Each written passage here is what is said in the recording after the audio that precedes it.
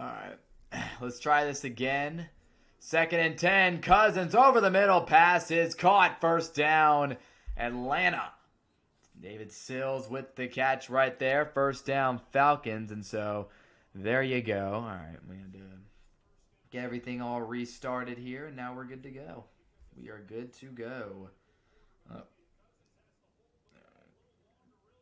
Kirk Cousins had some time there to throw that football, took his time, and then eventually found his man, Sills, over the middle. So David Sills has had a much more productive end of the season. He was barely used at all in the early part of the season, and then he's come alive a bit in the end of the year. 1st and 10, and here's the play action. Cousins trying to get the screen out to Bijan Robinson. It's incomplete.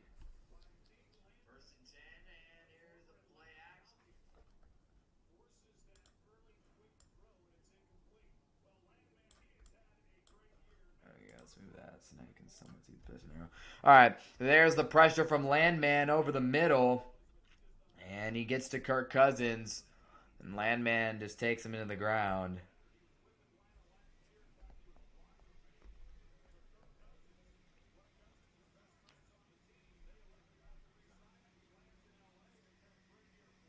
Wow. 2nd and 10. Algier gets the carry right side. He's bottled up. The Rams are playing some really good run defense early on in this game. It brings up a 3rd down for the Falcons. 3rd down coming up for Atlanta. 3rd and 8 to be specific. Not a whole lot of Bijan early on in this game. They're really not getting a lot with him yet. We'll see what he can do. 3rd down and 8 coming up for the Atlanta Falcons. They're at the 50-yard line after they won the field position battle. Here's Cousins. Bijan to his right. London out to the right. Man in motion, Darnell Mooney. And here's Cousins on 3rd down. Pressure's coming. It's picked up, and he finds a man. Darnell Mooney. First down across the LA 40-yard line. Great job by Kirk Cousins. They brought a blitz. Bijan Robinson picked it up, and then Cousins had enough time to fire it to Darnell Mooney here for the first down. So Mooney ran the motion, just stops, goes a little to the left side towards the outside, and that gave Cousins enough of a window to put the football there into his hands for the first down. It's a great job by Kirk and Darnell Mooney.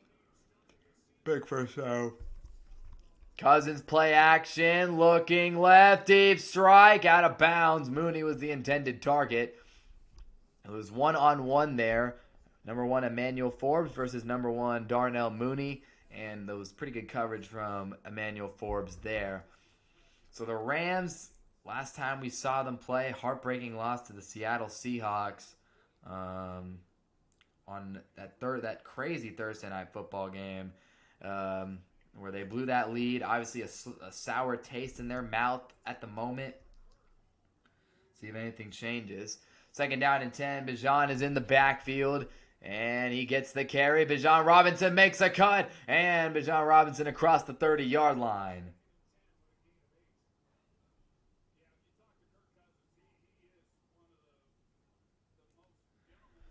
And 3rd down and 2 after the solid carry from Bijan. Bijan. I think it's Bijan. I watched the guy Texas, and he just came out and said it was Bijan. 3rd and 2. No number 7 for Atlanta out there. Rams showing pressure. Here's Cousins dropping back. Outside throw. High pass is hauled in by... That was not David Sills that time. That pass was completed to the left side for a first down, though. 20-yard completion. Kirk Cousins, an efficient opening drive for them. That was Sills. I'm tripping. That is Sills. I thought it was 83. Maybe I'm just dumb.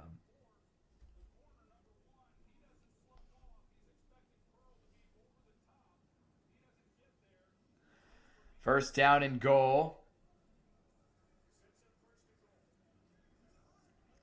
And here's Cousins. Robinson right side. Gets the handoff. Bijan Robinson making a cut. And taken down inside the 3. He's so close to the end zone.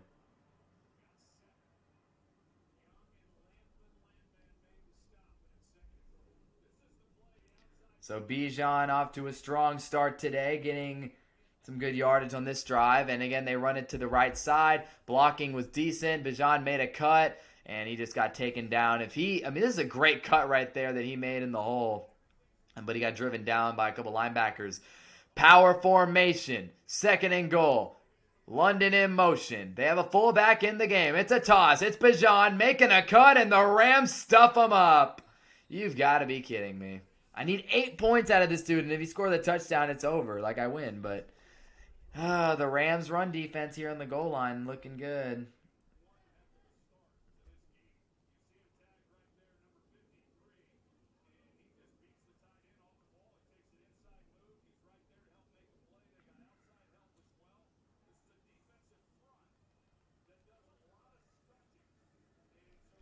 Third and goal. Cousins in shotgun. Robinson in motion. Cousins looking that way. Throwing in the end zone, and it's caught. Bijan Robinson touchdown.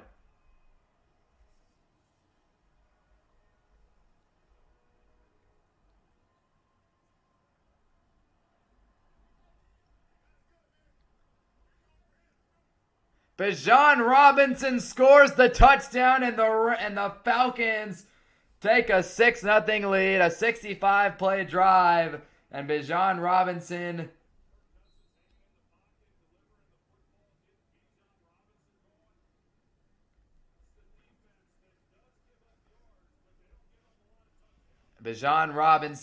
gets into the end zone, and the Atlanta Falcons take a 7-0 lead, and that's it for my fantasy matchup as well. Bijan gets it done. Shout out to him. And Atlanta takes a 7-0 lead. I knew I could count on you, Bijan.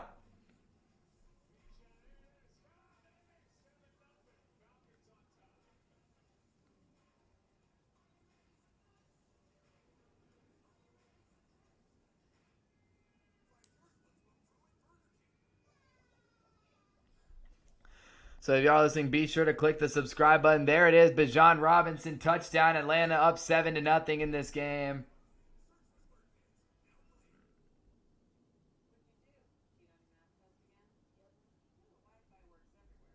Wow. Shout out to him, man. That was a great job by him.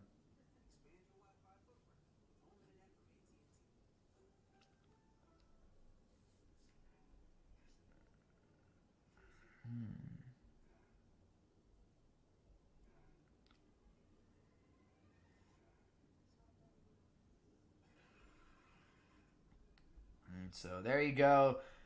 The former Longhorn superstar, one of my personal favorite players in the NFL. Drafted him in multiple fantasy leagues, and he already has a 9.5. So most likely, if you have Bijan, you're off to a really good start. If you need, again, I know there's definitely multiple people out there who are counting on this guy to put up like 25 tonight.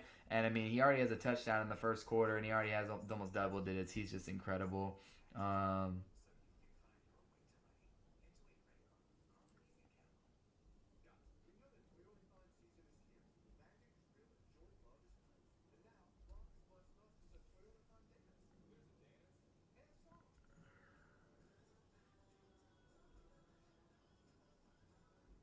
Bijan Robinson.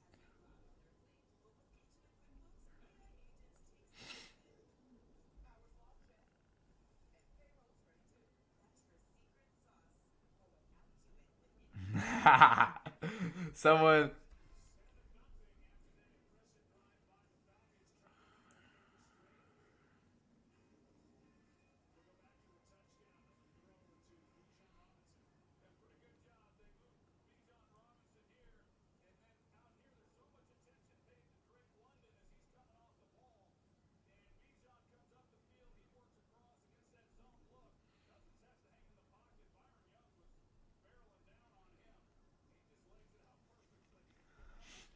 So Bijan got the ball 3 straight times down in the red zone, and hey, I think that's a pretty good plan for Atlanta. They get their star player of the football.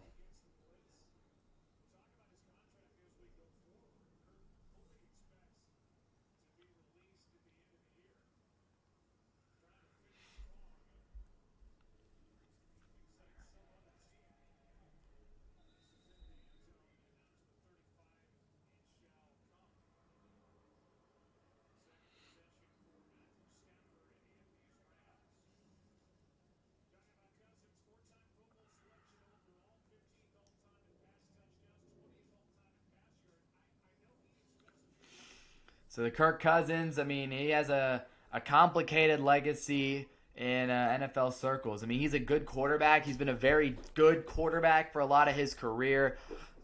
He's a great player. Just hasn't really gotten it done in the playoffs here and there, and he struggled in some primetime games. And I don't know, he's played for like the Vikings and the Commanders, so it's tough. 1st and 10, Stafford unloads down the field, and the ball knocked away by Caden Ellis. Stafford was trying to hit Puka Nacua for the first time tonight, and it's incomplete. That was definitely not Stafford's. That was actually a pretty solid window he tried to throw it into. Ellis just gets a hand on it right there. Acrobatic play from Caden Ellis. And Puka Nacua obviously looking for that big play. Nacua is a superstar receiver. Again, a lot of people counting on Nacua tonight. Anybody listening to the stream, obviously it's Fantasy Championship week unless your league is psychotic and it goes into week 18. So I'll be keeping updates on those guys tonight. Stafford down the field, incomplete. He went for Parkinson, the tight end, and it was incomplete, just out of his hands. I don't know. I want to see a replay because this looked like a good wheel route that was going to turn into a big play.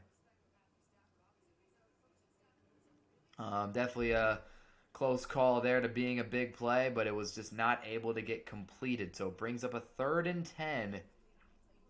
Caden Ellis, he's been one of the NFL's top tacklers in recent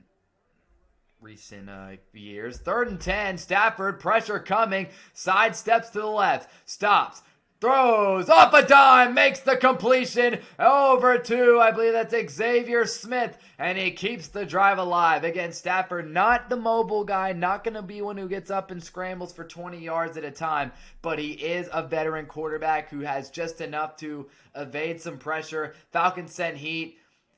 They double-teamed Jalen Walker, put him into the dirt. Stafford just had to extend for as long as he possibly could. And at the end of this play, he was able to find a man, Xavier Smith, to the left side, who made the catch and picked up the first down. Now they're in Atlanta territory, 1st and 10. Handoff up the middle, Kyron Williams, or is that that's Blake Corum who got that carry. The Rams have ran that running back rotation of Corum and Williams this season. How do those numbers break down? I feel like Corum's actually gotten a really decent amount of work from the Rams this year. Looking at the statistics, so you got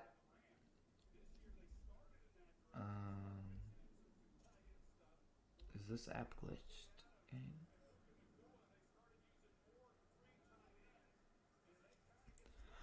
Second down and 5, handoff up the middle, and it is gonna be who's that? That Corum again? So you got Kyron Williams, who has 234 carries coming in today and 1,100 yards, 10 touchdowns.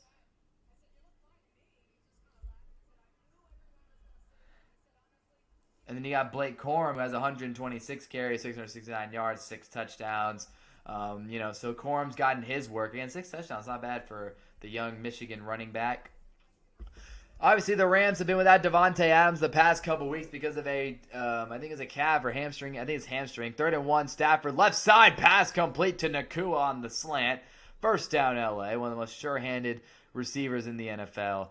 So the Rams, when they are at full strength, their offense is pretty elite for a reason. I mean, Nacua and Davante Adams is one of the best wide receiver duos in the NFL.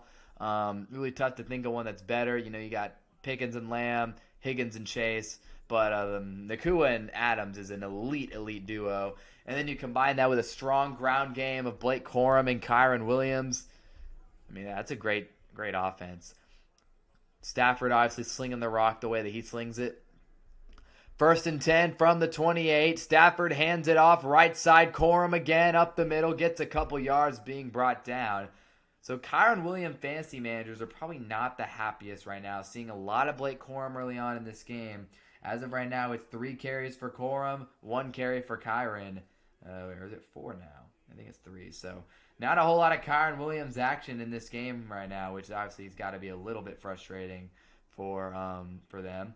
Puka Nacua, 150-plus receiving yards in 3 straight games. That's tying the NFL record. Again, I don't know who's up there with him. Is it Randy? Is it Jerry? I have no clue. But Nakua's been setting some history lately. Second and 7. Play action. Stafford rolling out right. He takes his check down. A flag is down. Davis Allen, the tight end, made the catch. Forced out by A.J. Terrell. And we'll see what the flag is. An eligible man downfield. I'm really not sure. But there's the flag. I think it's probably going to be against, or maybe it's against the Falcons. What'd they do?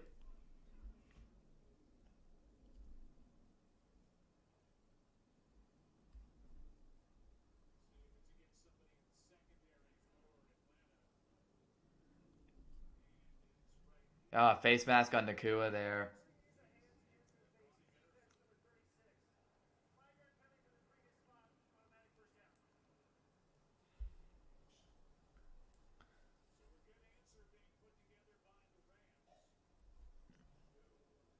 First and 10 coming up. If you guys are listening, be sure to click the subscribe button. Helps out the channel a lot.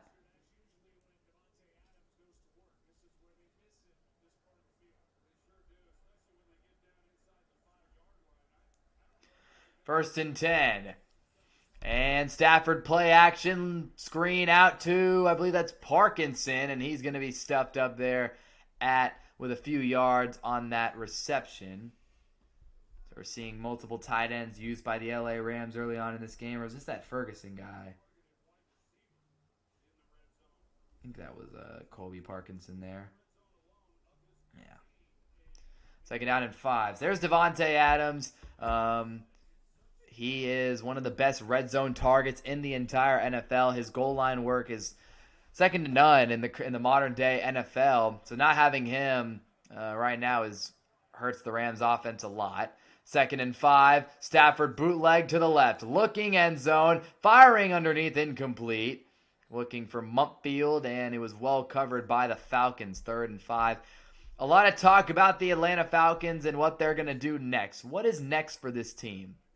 I mean, I'm going to be honest. I don't know what's next for them. The Rams, by the way, will be the 5 or 6 seed in the NFC. So regardless, they're going on the road in the first round. I digress, though. What do they do next, right? I mean, you have Michael Penix Jr., who is one of the older quarterbacks. I mean, he just got drafted. I think this would have been year 2 for him. Next year, they're going into year 3 of Michael Penix. Here's Stafford on 3rd and 5. Pass caught a yard short of the marker. What do you do there? You got to probably give Penix one more year, right? But Penix, you don't know what you have in him yet through 2 years. Like, he looked good in the limited action his rookie year, but he's only played 14 career games since they've been drafted. And this year, it was a mixed bag with Penix at times. It really was. I mean, you know, the numbers weren't eye-popping for Michael Penix Jr. this season. We'll talk about that more in a second. 4th down and 1. Rams at the 11. Stafford handoff straight up the middle. Stuffed in the backfield. Kyren Williams never stood a chance. The Falcons forced the turnover on downs. Wow. What a stop. And Kyren just never stood a chance on that one. Kareem, the edge rusher, came in and slams Khalid Kareem, slams him into the turf. And there's just nothing you can do if you're Kyren Williams. If you guys listening, click that sub button. It really helps out the channel.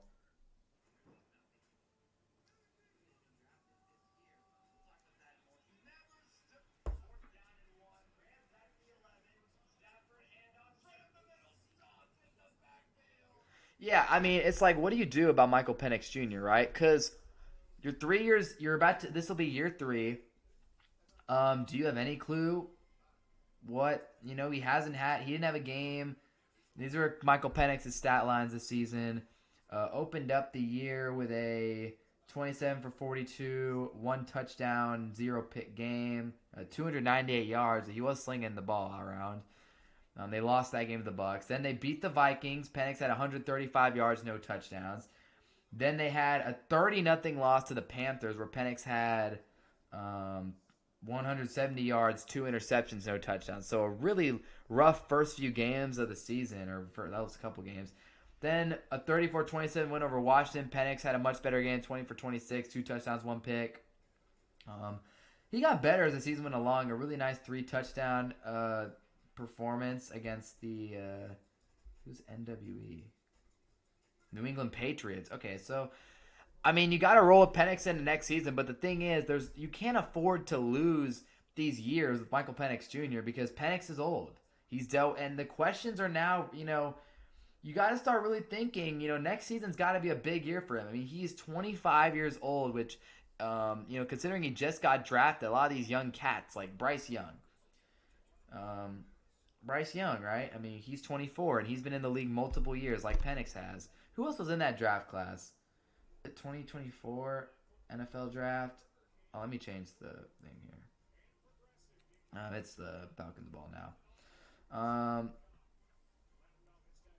Yeah, 2024 NFL draft. You look at that draft class, right, and who got taken. You got Caleb Williams, Jaden Daniels, and Drake May. They were taken ahead of Michael Penix Jr. So Penix is 25. Jaden Daniels. Okay, Jaden Daniels is also 25. How old is Caleb? I know Caleb's a young kid. Caleb's like, what, 23, 24? Here's a handoff up the middle to Bijan Robinson. When does Penix turn 26?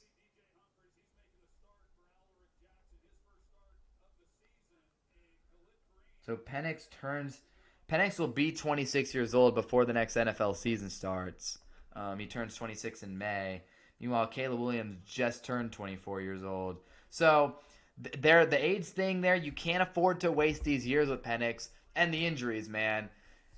Second down and 6. Cousins looking, screen out to Bijan Robinson on the left side. Bijan cutting through, and a first down for Bijan Robinson across the 25. First down, Falcons, and that'll take us to the second quarter of action here in this game. Falcons with a 7-0 lead through one.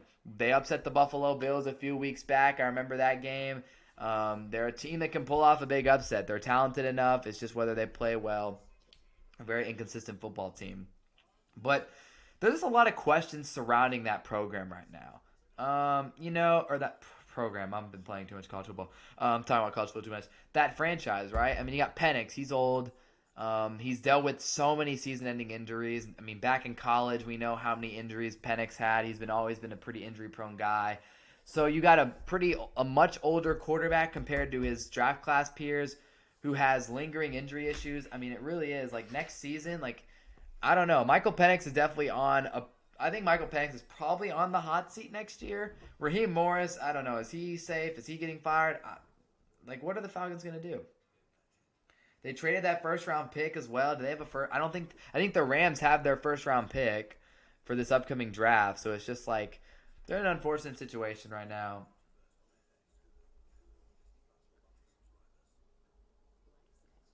It's very interesting.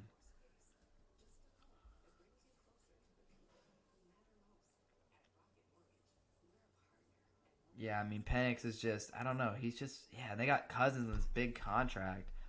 Yeah, I think Penix is definitely safe for next year. He's going to be the starting quarterback unless they just go for something crazy in the offseason, unless something crazy comes available. Penix is the guy. But then it's just what do you think? Is Raheem Morris getting fired the second the NFL season's over? I don't know. Raheem's had a rough tenure in Atlanta so far. How many years has he been there? He's been there 2 or 3 years now. Hasn't been his best work.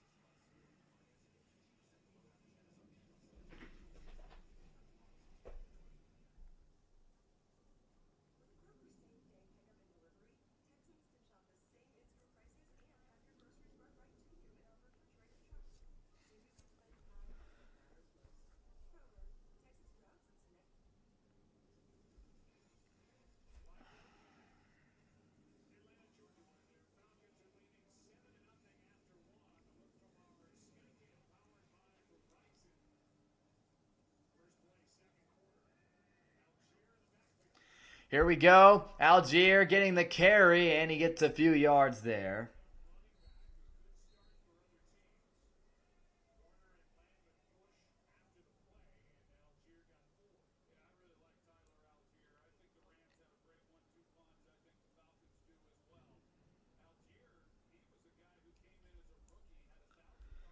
Yeah, Algier, the Falcons have a very productive running back duo. No matter how much I hate Tyler Algier sometimes as a Bijan fantasy owner, Algier's a pretty good back. Not as good as Bijan, not even really that close, but he's a very good back. Keeps Bijan fresh. 2nd and 6. Oh, Algier had to run through there. Got the first down. I thought Algier was about to get destroyed in the backfield. Um,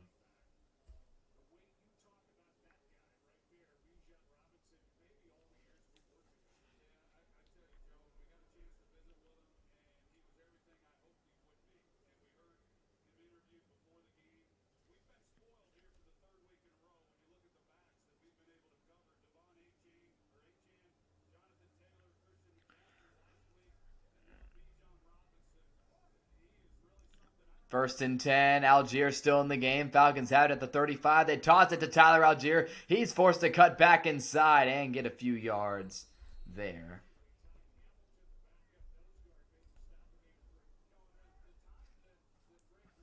So 2nd down and 7 after the Algier run. Bijan comes back in after getting a few snaps off. So the Falcons could go with a full clean house mentality this offseason. Get rid of Terry Fontenot. Get rid of Raheem Morris and start fresh there. As here's Bijan in motion. Cousins fakes it out there to Algier and completes the pass over the middle to Kyle Pitts. We've seen one of the best. I think this is by far the best season of Kyle Pitts' career. In fantasy football, he's finished as the tight end too. And he's off to a slow start tonight. I think that's his first reception. But lately, Pitts has been the best tight end in the NFL the last 4 weeks. Most yards, most touchdowns, most receptions. I mean, again, it hasn't even been close. Kyle Pitts was labeled a bust. His last few years, he's really struggled. And here he is this year having a great season. 3rd and 2 in London. First catch of the day. Makes the catch past the sticks. Gets the Falcons a first down. I mean, look at Kyle Pitts' the talent's always been in him. The first year he put up 1,000 yards but only had 1 touchdown. That was the issue. And then a very disappointing year 2, only 350 yards, 2 touchdowns. Then in 2023, 600 yards in 2024. Again, touchdowns limited. And then this year, Pitts has exploded for 850 yards. He could reach 1,000 with a couple good games to end the season. So what a year it's been for Kyle Pitts, bouncing back in a big way. And again, he's been one of the best tight ends in fantasy this year. 1st and 10 from the 46. Man in motion, and Cousins didn't like the look. He calls a timeout. Play clock was running low as well. So there's the first timeout of the half. 11:45 to go in the second quarter. So a lot of people counting on a lot of guys in this matchup. Again, there are definitely some people out there who are rooting for Kyle Pitts to have a huge night. And while we're at a break here, I might as well just go in and break down how guys are doing in terms of fantasy football for PPR leagues. So for PPR leagues, this is how it's breaking down right now. 11.7 points for Bijan Robinson. He's off to a fantastic start. Blake Corum with 1 point if someone's starting him in a really deep league. Parkinson, 1.5 if you're starting him at tight end. Kyron Williams only has 0.1 points right now, so definitely not a great start for him. Tyler Algier, 1.5. Matthew Stafford, he's at 1.7 points at the moment. Again, that could vary based on your league's passing stats. I think mine is 0.04 per yard, but I digress. Puka Nacua, 2 points. He has 1 catch for 10 yards. Whatever amount of points your defenses are is maxed out by the Falcons right now because they haven't allowed a single point yet. They've been really good. Kyle Pitts with that first reception, he's at 1.5. London, that was his first catch, 1.4. Those are all the main guys in this matchup. I don't think I'm missing anybody. Those are the main guys. I don't think many people are starting Kirk. He probably has like 8 or something.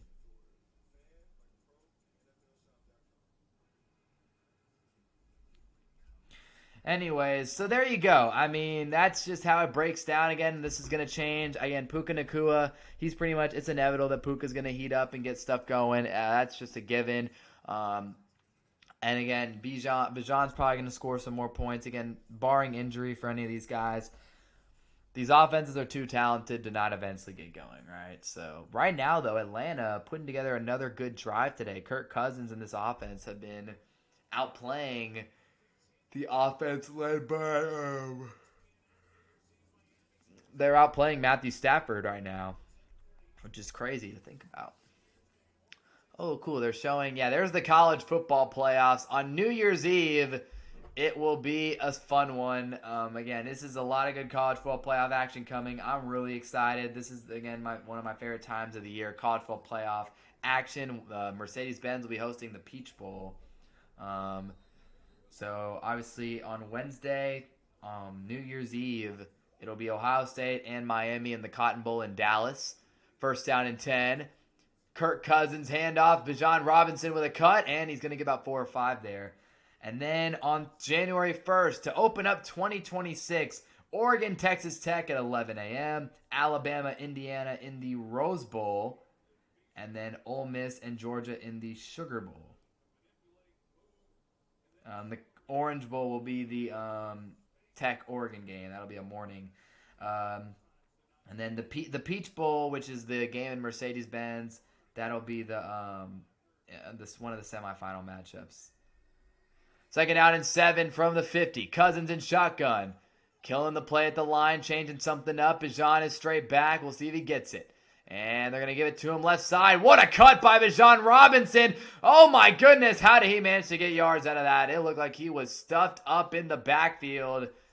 And he cut around and managed to make something out of nothing there. That's just kind of who he is. That was a ridiculous run. I don't know how he did that.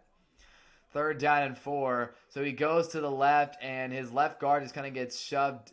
Or no, just a bad block there from the tight end Warner, I believe. And that play just got completely shot. Bijan had to make a couple cuts to get around that. Watching Bijan Robinson run the football is beautiful. Third and 4 from the 47, and they're going to be backed up 5 more yards. The right tackle, Wilkinson, false started. So Atlanta will have to deal with a lot longer of a third down. 3rd and 9 after the false start. Yikes.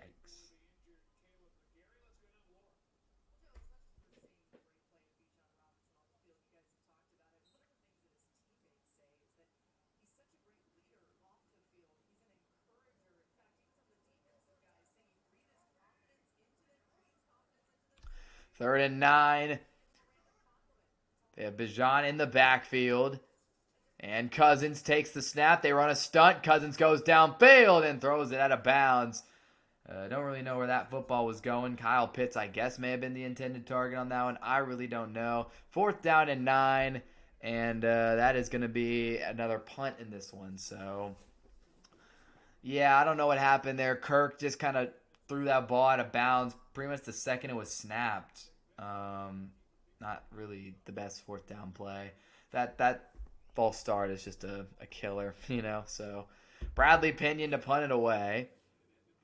10 minutes to go in the second quarter. Pinion, no pressure on that punt, and he will take this inside. The 15 is where it'll be fair caught by Smith. And there you go. So, yeah, I'm really excited for these college football matches as we enter a break here. I'm really, really looking forward to them. A lot of good matchups.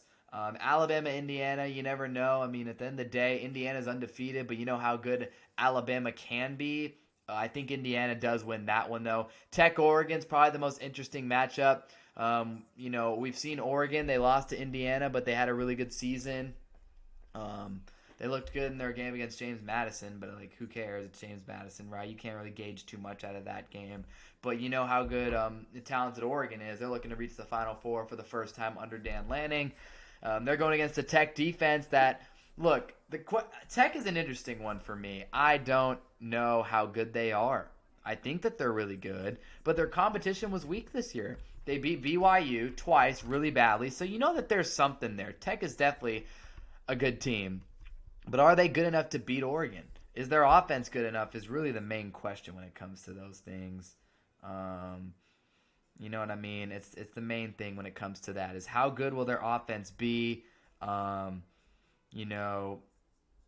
they going to be able to win that game? I mean, Oregon's going to air it out. Dante Moore is going to air it out to DeCorian Moore and all Kenyon Sadiq and all those weapons. They're going to get the football to their Their running backs, I think it's with Noah Whittington, Mekhi Hughes. I think those are their guys. I mean, you know how Oregon gets. They're gonna air it out and try to win through the air. Dante Moore's had a really good season. For Tech, I mean, their defenses look like one of the best defenses in college football. The money well spent. Oh, Jordan Davidson too, yeah. I'm a Hughes, Jordan Davidson. Money well spent in that sense. David Bailey has had a very good season. Transfer from Stanford, he's been fantastic. Jacob Rodriguez has been one of the best defensive players in all of America this season. We know how good Tech's defense is. The question is, can their offense back them up and play that complementary football? Georgia Ole Miss, a game that, I don't know how many people think they'll be able to win that one. Ole Miss obviously doesn't have Lane Kiffin. We'll see how much of a drop-off they have versus Georgia with Pete Golding. It was a really good regular season matchup in Athens. Ole Miss wasn't able to win that one, though. Georgia had a great fourth quarter. They came alive, and Kiffin's boys couldn't get it done. This is Golding's team now, though. Trinidad Chambliss and them are looking for revenge on the Dogs. It was a close game in Athens. Will it be closer on a neutral site? I don't know. And then the other matchup is... who was the other matchup? I said Bam, Indiana. Hold up. 1st and 10 for Stafford and the Rams at the 12. Their own 12-yard line. Williams in the backfield. He's going to get the football. Running right side, makes a cut, and he's going to lunge forward. A.J. Terrell's able to get him low. Who won their first round? It was Alabama. I said Georgia. Oh, of course, Miami, Ohio State.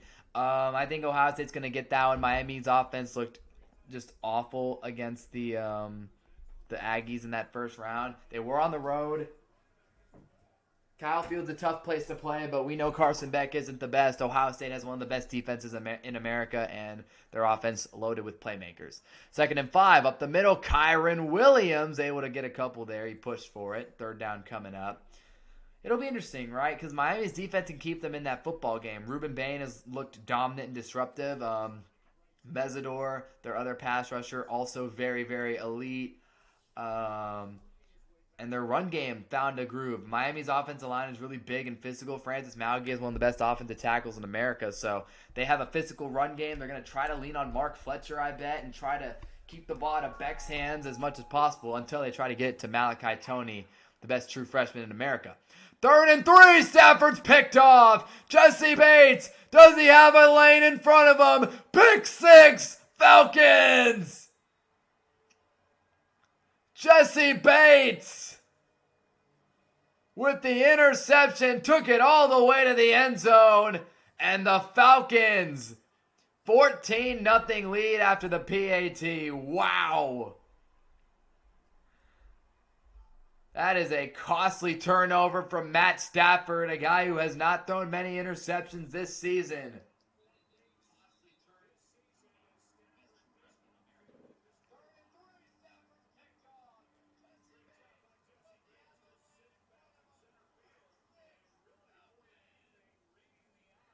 That is just an unbelievable play by Bates. Well, no, I don't know. I liked it. I don't know. I wouldn't say, actually, I'm tripping. It was not an unbelievable play. Here's the PAT. It's good. It wasn't really what I'd call an unbelievable play, actually. I don't know why I said that. It was a really bad throw. I don't know what Stafford was doing here. Let's see this. Where is he throwing? Oh, he just it was a really bad throw. He overshot his receiver by a mile. And then boom. There it is.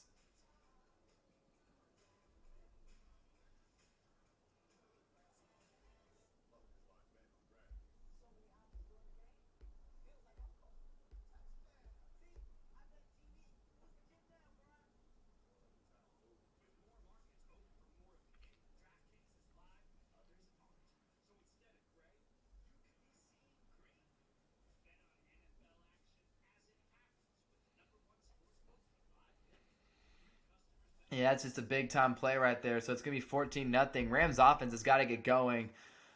Matthew Stafford and Puka Nacua fantasy managers. Honestly, any fantasy manager who owns anybody on the Rams right now or has anybody on the Rams on their team is probably screaming right now and really upset because, yeah, this offense has been a surefire thing But Atlanta's got them in a tough spot tonight. They are really, really struggling with the Atlanta Falcons right now, which is definitely something I did not expect at all coming into this game.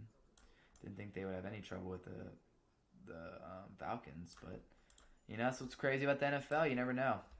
So yeah, I'll probably be streaming a bunch of these college matchups again. I'm really, really excited for the college football playoff. Even if my Longhorns aren't in it, we are playing Wednesday at 2, so that'll be exciting. I'm looking forward to that one. It's going to be a fun matchup against Michigan. Hopefully we can just end off our season the right way, get a bunch of young guys some good reps, and have a fun time.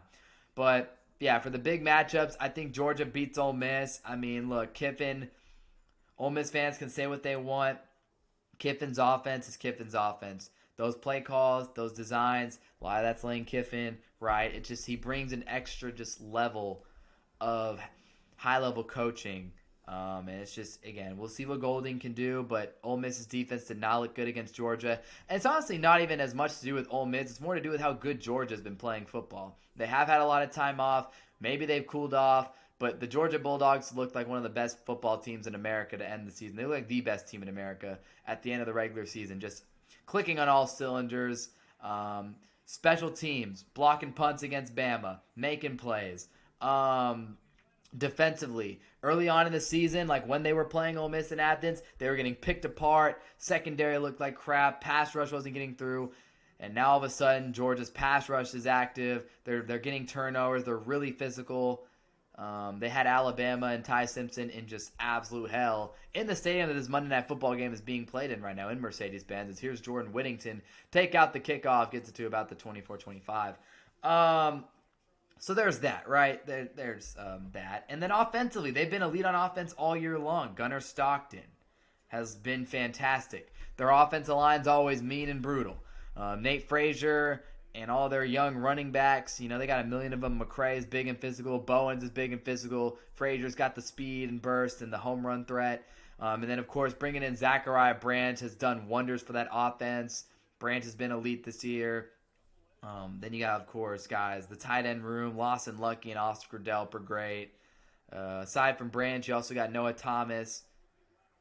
People like that. 1st and 10, play action for Stafford. Has a lot of time, checks it down underneath. It's caught by Parkinson, who's currently outscoring Puka Nacua in this game. Who else do the Dogs have that? I mean, Noah Thomas, they got from A&M. London Humphreys is a transfer, but I don't think he's like... Who's their leading receiver besides Branch? It's probably like... Who is it? Oh, Colby Young. Wait, isn't he out? Isn't Colby Young out for the season though? I feel like he's like not playing the rest. Yeah, I think he's out for the year. Yeah, he's done for the year. I'm pretty sure. But Dylan Bell. Oh yeah, Bell. Dylan Bell. He's been there for a while. Georgia's receivers don't have any eye popping numbers besides Branch, but like it hasn't even mattered. As there's Corum up the middle, gets a couple. They're physical. They're gonna lean on their ground game. They're gonna try to tough you up front. I think that's what Kirby's definitely going to emphasize. He's going to trust that his defense can get a couple stops against Ole Miss without Kiffin calling plays. And, again, Ole Miss is able to retain a bunch of their staff for the playoffs, but they're missing the main man. And, again, you can't have any disadvantages going into a matchup with Georgia. I think Oregon's beating Tech. I hate Tech as a Texas fan, so I think Oregon's just more battle-tested. I think that they're going to go out and win that game, but I wouldn't be surprised if Tech won. That game's 50-50. 3rd and 2. Stafford floats one. He's got a man. It's caught for the first down. Nice punch out there by Bates, but they are going to rule. I believe that was who was that? That was Skoranek. Who made that catch? That's a nice reception. Great ball from Stafford on the wheel concept there. That's a really good ball. Can you turn around so I can see your freaking jersey number, dude? Who is that? Is it Ferguson? Like, who caught this pass? I'm so confused. It was just a nice little slot fade type of play here, and it's hauled in by, that's Terrence Ferguson who just caught that football. He gets to the ground. He's touched down right there, and then they punch it out. So there's Terrence Ferguson with his first catch of the day for 27 yards, and now the Rams have it at the Falcons 40. Stafford handoff, Corum inside, makes a couple cuts, and he's going to be eventually taken down, only gets a couple yards, but had to do a lot of work for that one. So yeah, my predictions are Indiana, Ohio State, Georgia, and Oregon. Again, I'm going pretty much all normal predictions. I just don't think I'm rooting for Oregon, so I'm going to choose them. It's 50-50. I don't think Ole Miss is going to do much without Kiffin against an elite Georgia team. I think Miami's defense will give Ohio State some trouble, but Ohio State is just the better team on both sides of the ball, and their offense just is eventually just going to break through. Second down and 8. Stafford left side going deep. Beautiful ball. It's caught. Nakua inside the 5. A flag is down, though. Puka Nakua, one of the best wide receivers in football. A flag is down, though, and we'll see what this is on. Who this is on.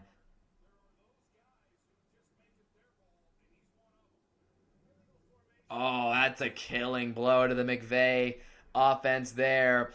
Illegal formation on one of their old linemen, DJ Humphreys, negates a huge reception by Puka Nakua, who went up and made a great snag on that left side of the field. I mean, Puka is Puka, right? He's so good, man. His hands are elite. It was the left tackle, DJ Humphreys, who I guess was covering. He wasn't in the right spot. Lined up illegally. And now it's a second down and 13. They could have it inside the 5. Instead, they're backed up to the 43. Stafford in shotgun. Corum in the backfield. And Stafford will go with a halfback draw to Corum, and they try to catch the Falcons off guard. It did nothing. David on Yameda in the middle, only a couple yards, and now it's still a 3rd and 11 now after that. So Nakua coming back out for 3rd and 11, a huge third down. This is where Stafford and Nakua work. Corum limping off the field. He's banged up.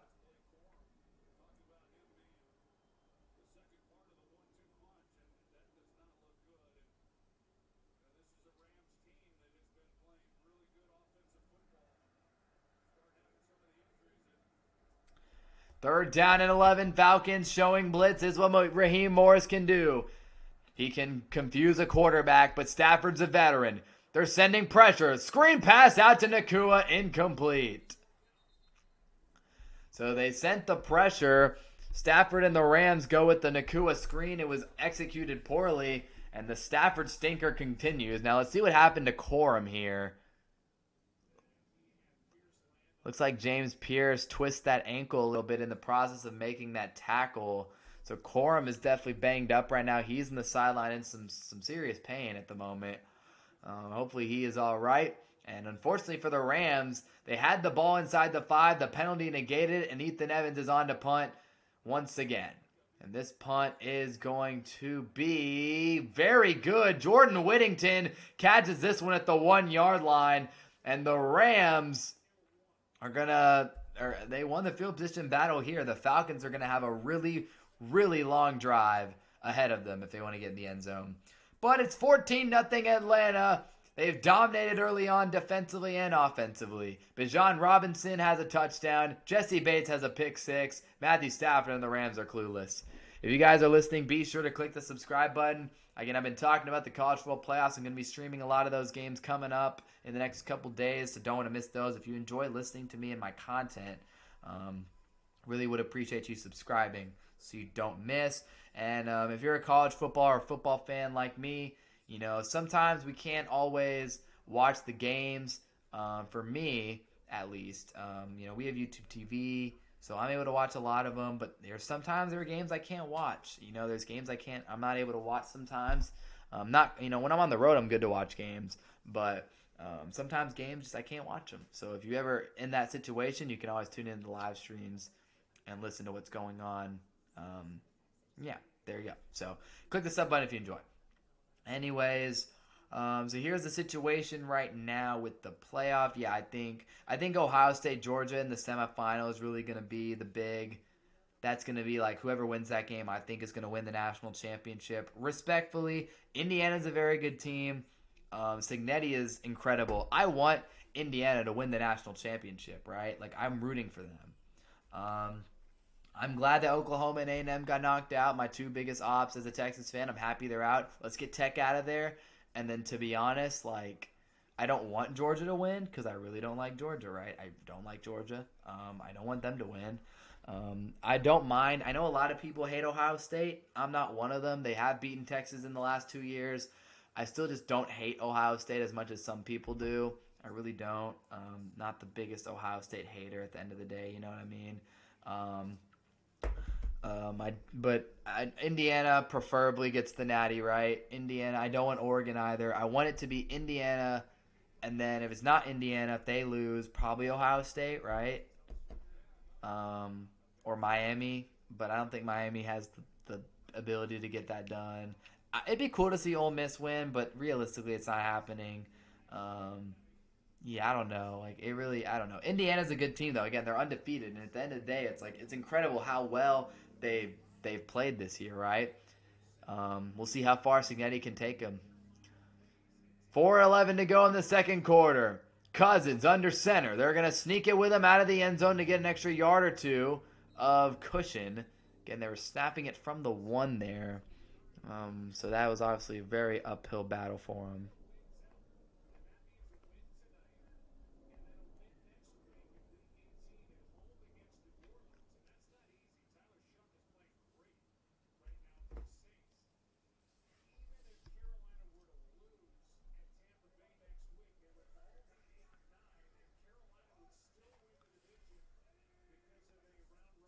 Second and 9 up the middle. Algier gets the carry. So if the Falcons were to win out, they just explained this on the broadcast. I've been talking about college football, but now it's time to talk about NFL playoff scenarios here while we have breaks. Um, if the Falcons win out and go 8-9, it would be in the what was it? The Bucks. Yeah, they're eliminated, right? Yeah, Atlanta's mathematically already been eliminated from playoff contention. So if the Panthers win, if the Panthers were to lose on Sunday against the Tampa Bay Buccaneers and the Falcons and they win out, the Panthers, it would make a three-way tie where the Panthers would get in because of the three-way tiebreaker over those two teams. Third and 8, play clock is at 0, so unless there was a timeout, this is going to be a delay game on Atlanta, and I think that's the case here. So the Falcons had just won one more game, they would have a chance at the playoffs right now. One more football game, Atlanta, and they would have a chance here.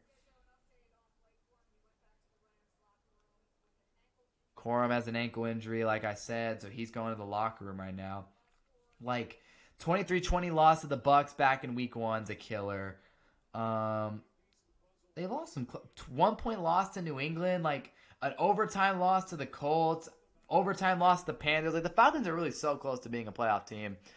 Bijan gets the carry, and he's going to be stuffed up the middle by Landman. I mean, they are really close, but at the end of the day, it doesn't matter. The division comes down to the Bucks and the Panthers on Sunday, and there are three big NFL games this week with consequence. This is a year where a lot of games, most of the wild card seeds are decided, right? I think all the wild cards, all the teams that are in the playoff picture right now, besides the division teams, like that's it. All the wild card teams are in. So the three games that will decide big things in the NFL coming up. You got the what do you call it? You got Seahawks Niners, which who's Sunday Night Football? I think it's Steelers Ravens is Sunday Night Football, but yeah, Seahawks Niners. That game right there is huge because Seahawks Niners, right? The winner of that game is the number 1 seed in the NFC, virtue of the Niners' huge win last night over the Chicago Bears. So it is going to be Seahawks and Niners for the number 1 seed in the NFC. They get home field advantage throughout the playoffs, and they would obviously get a first round bye. So that's obviously big. And then the two other big games, you got Panthers Buccaneers. Winner of that game wins the NFC South and goes to the playoffs. I really don't know how the Buccaneers are still in the race. They've lost so many games. They've played so badly. Baker Mayfield has fallen off a cliff in the second half of the season. It's been a really tough year for Baker. I really don't see. I don't know. I want the Panthers to win, dude. Like, the Panthers are a fun, up-and-coming team. Dave Canales has got things rolling. Bryce Young is so fun. Ted McMillan, Bryce Young. Like, that's just a fun team, right? Like, they're a young, up-and-coming team. The Buccaneers are, man, they've won the division 4 years in a row. They're past their prime. They get smoked in the playoffs by any competent team with the way that they've played. Meanwhile, you got the Panthers who, hey, they're fun. Maybe they can try to upset a team. They're in the beginning of their ascension in the NFL.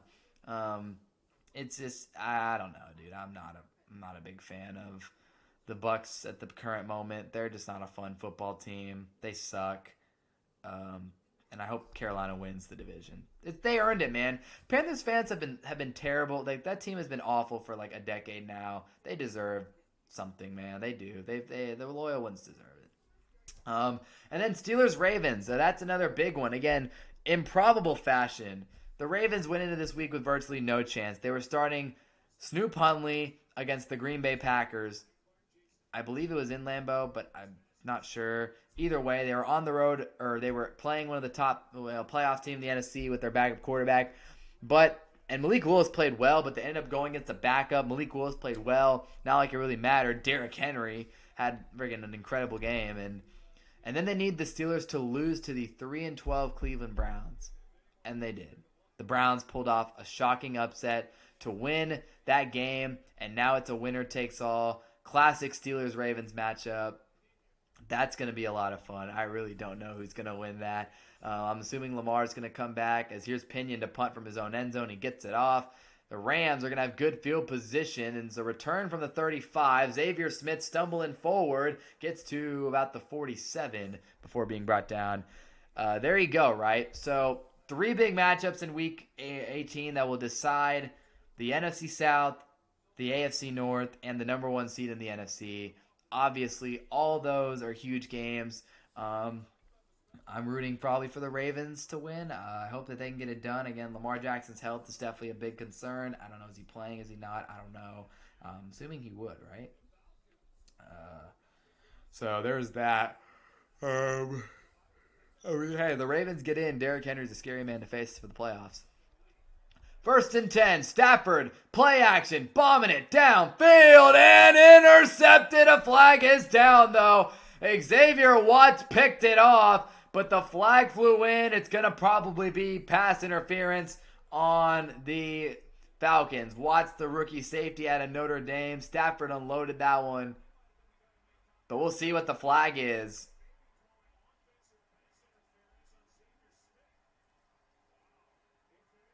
Wow, they might call. I think they're going to call offensive pass interference here.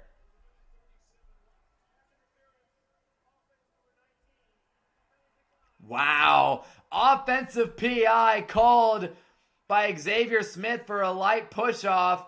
I mean, yeah, there's no way in hell that's pass interference on the Falcons there. So the officials called offensive PI, and that's another Matthew Stafford interception, throwing it up into coverage. Has not worked out well for Matty Stat today. And any fantasy managers with Stafford right now, definitely not happy. He's probably borderline negative at the moment in points. Yeah, negative points for Stafford. Not good. Fantasy championship on the line, and Puka Nacua got a 40-yard reception taken away, and Stafford, yikes. Falcons in bad field position, though, at their own 7. Cousins, handoff. Bijan Robinson makes a cut. Robinson breaks free. Bijan Robinson across the 40. Across the 40 on the other side. Bijan Robinson. Touchdown, Atlanta. 93-yard touchdown.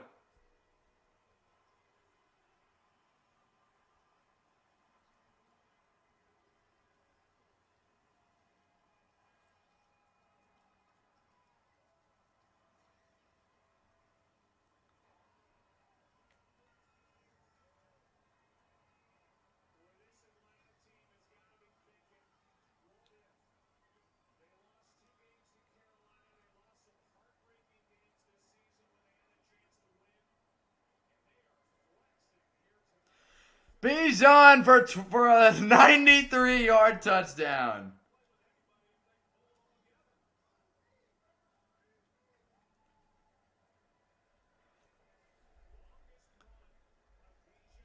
Bijan Robinson, superstar, unbelievable.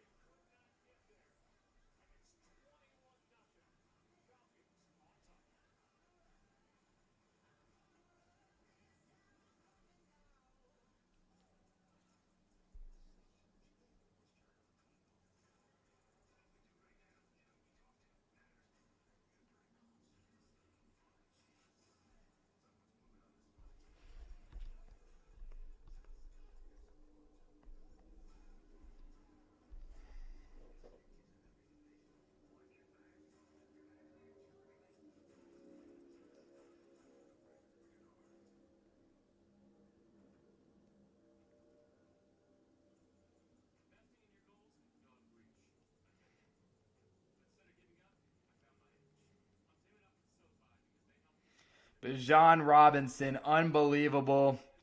I haven't updated the score. Let me do that real quick. Oh my goodness. Anybody who needed him to win their fantasy matchup tonight is, man, that is crazy.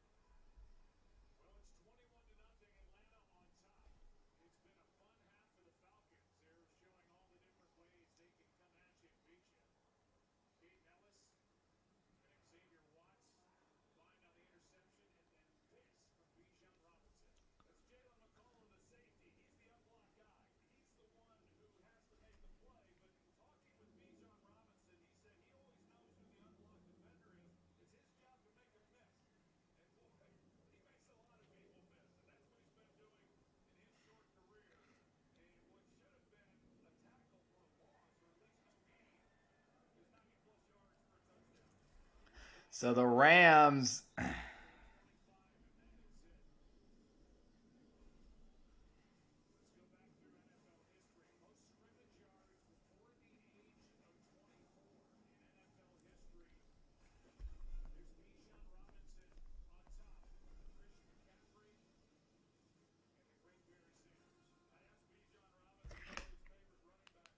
yeah, Bijan just broke the record, boys. He just did it. He just broke a record, the most scrimmage yards by a running back under 24. Um, Unbelievable, dude. He is.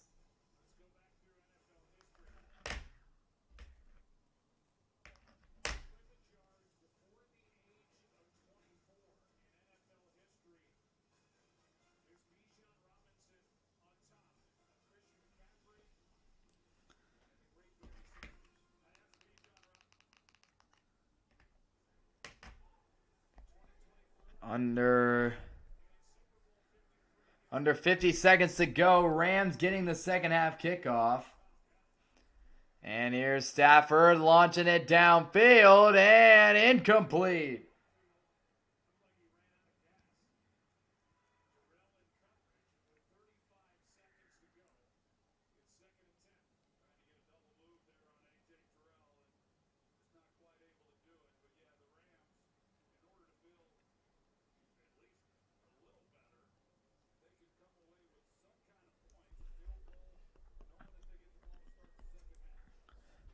Second down and 10 for the Rams. Again, all the excitement. Shout out to Bijan Robinson for that touchdown.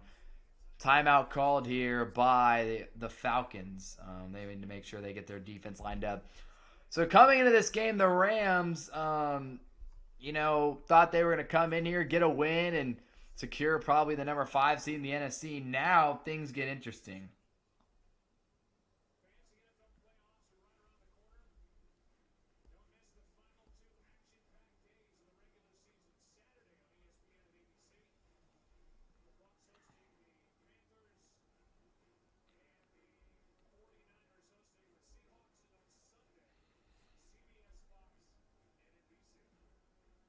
Bijan Robinson. So yeah, there's the Week 18 slate. Again, some huge games towards the end. Second and 10. Stafford pressured and sacked. Ororo. That's the guy. Oh, wow.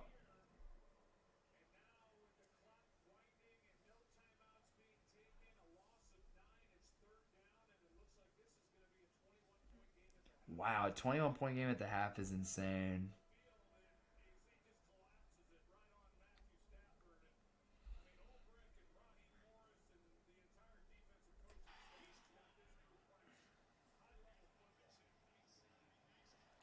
Yeah, Bijan is unbelievable. That's the end of the first half. The Falcons lead 21 to nothing. Shocking first half against the Rams. The Rams will get the football to start the second half, but look, Bijan Robinson, boys, unbelievable first half for him. He officially has the most scrimmage yards in NFL history under the age of 25. He surpassed Barry Sanders. He surpassed Christian McCaffrey. He's the best running back in football. 11 carries for 125 yards, 2 catches for 13 yards, 1 rushing touchdown, 1 receiving touchdown, one of them being a 93-yard rushing touchdown. And those are his halftime stats. Not his entire game, halftime stats. One of a kind. I mean, there's really just, wow. Unbelievable. Anyways, that'll pretty much do it for the first half. I got to go eat some dinner. I'll be back. Y'all be sure to click that subscribe button, though. And back for the second half. We'll see if the Rams can show some fight in this one. It's been an ugly first half from them so far.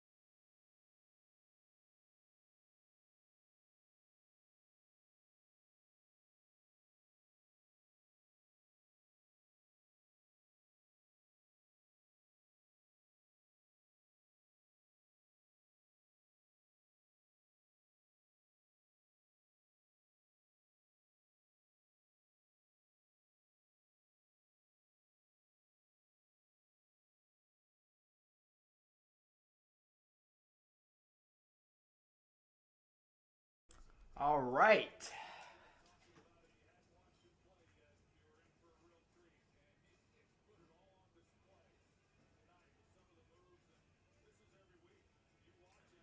Here we go.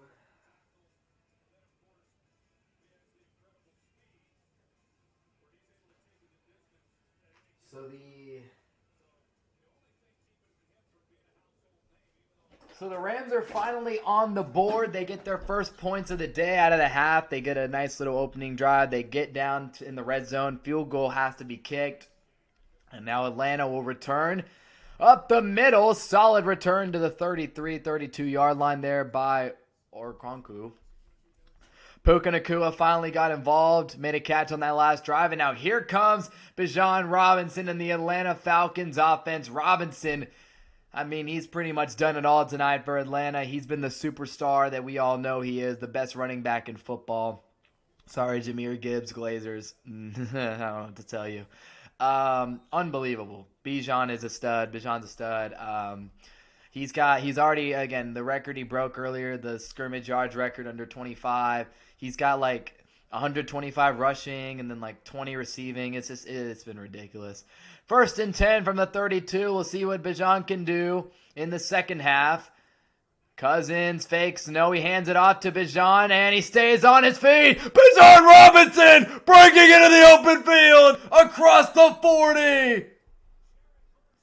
Oh my goodness, that was Jared Verse who had him in his grasp, and Bijan broke free and sprinted for a massive gain. I thought he was about to crib it again.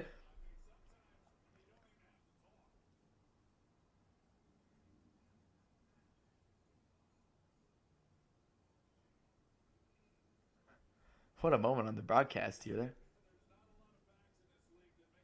How in the world did he keep his balance there? Break out of Jared Verse and then break free. My goodness, he's up to 169 total yards. He subs out of the game. No, he's not. He's in at wide receiver. He's motioning, and Atlanta gets the snap off. Goes outside. Bijan Robinson making the catch, and I think he's a little tired. I'm not going to lie. Only got about a yard on that one. Dude, give him a breather. Give him a breather, bro. Jeez. This dude's insane.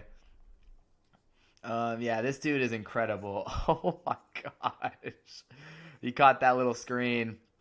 Bijan has broken the Falcons franchise record for scrimmage yards in a season. 2,197, and this is week 17, so this is not like it's not like he needed that extra week 18 game. He got it done in 17. 2nd and 8 from the 35, split backfield. Robinson gets the carry, and he's going to go down there. He got caught up in the turf. Atlanta's force-feeding him the football here on this drive for a good reason. I feel like he's kind of gassed at this point. I'm not going to lie. I think he's tired. No blocking right there. Interior line got destroyed. Edge was contained. Bijan really had no chance on that play, even if he didn't slip up in that turf. So Falcons take him out here on 3rd and 9.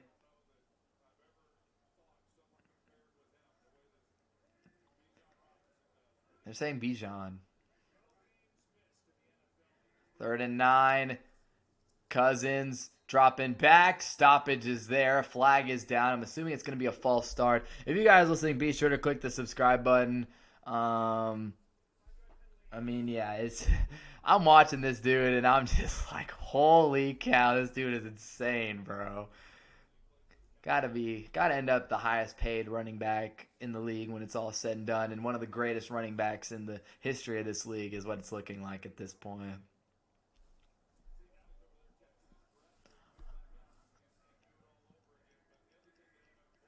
3rd and 14, Cousins drops back, pressure's coming, off his back foot, he finds David Sills to the 38 or so, which will make things interesting for Atlanta. What do? They kick the 3.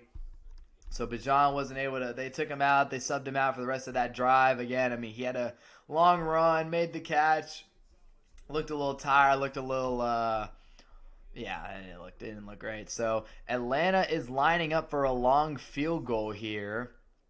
They do not have the GOAT Younghoe Koo anymore.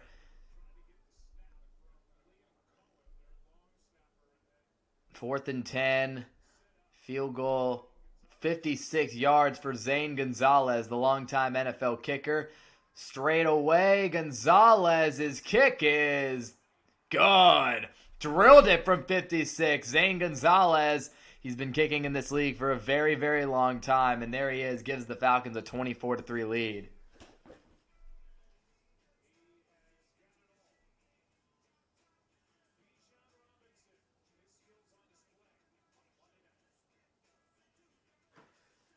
Yeah, I mean, we're just seeing the superstar talent that is Bijan Robinson right now.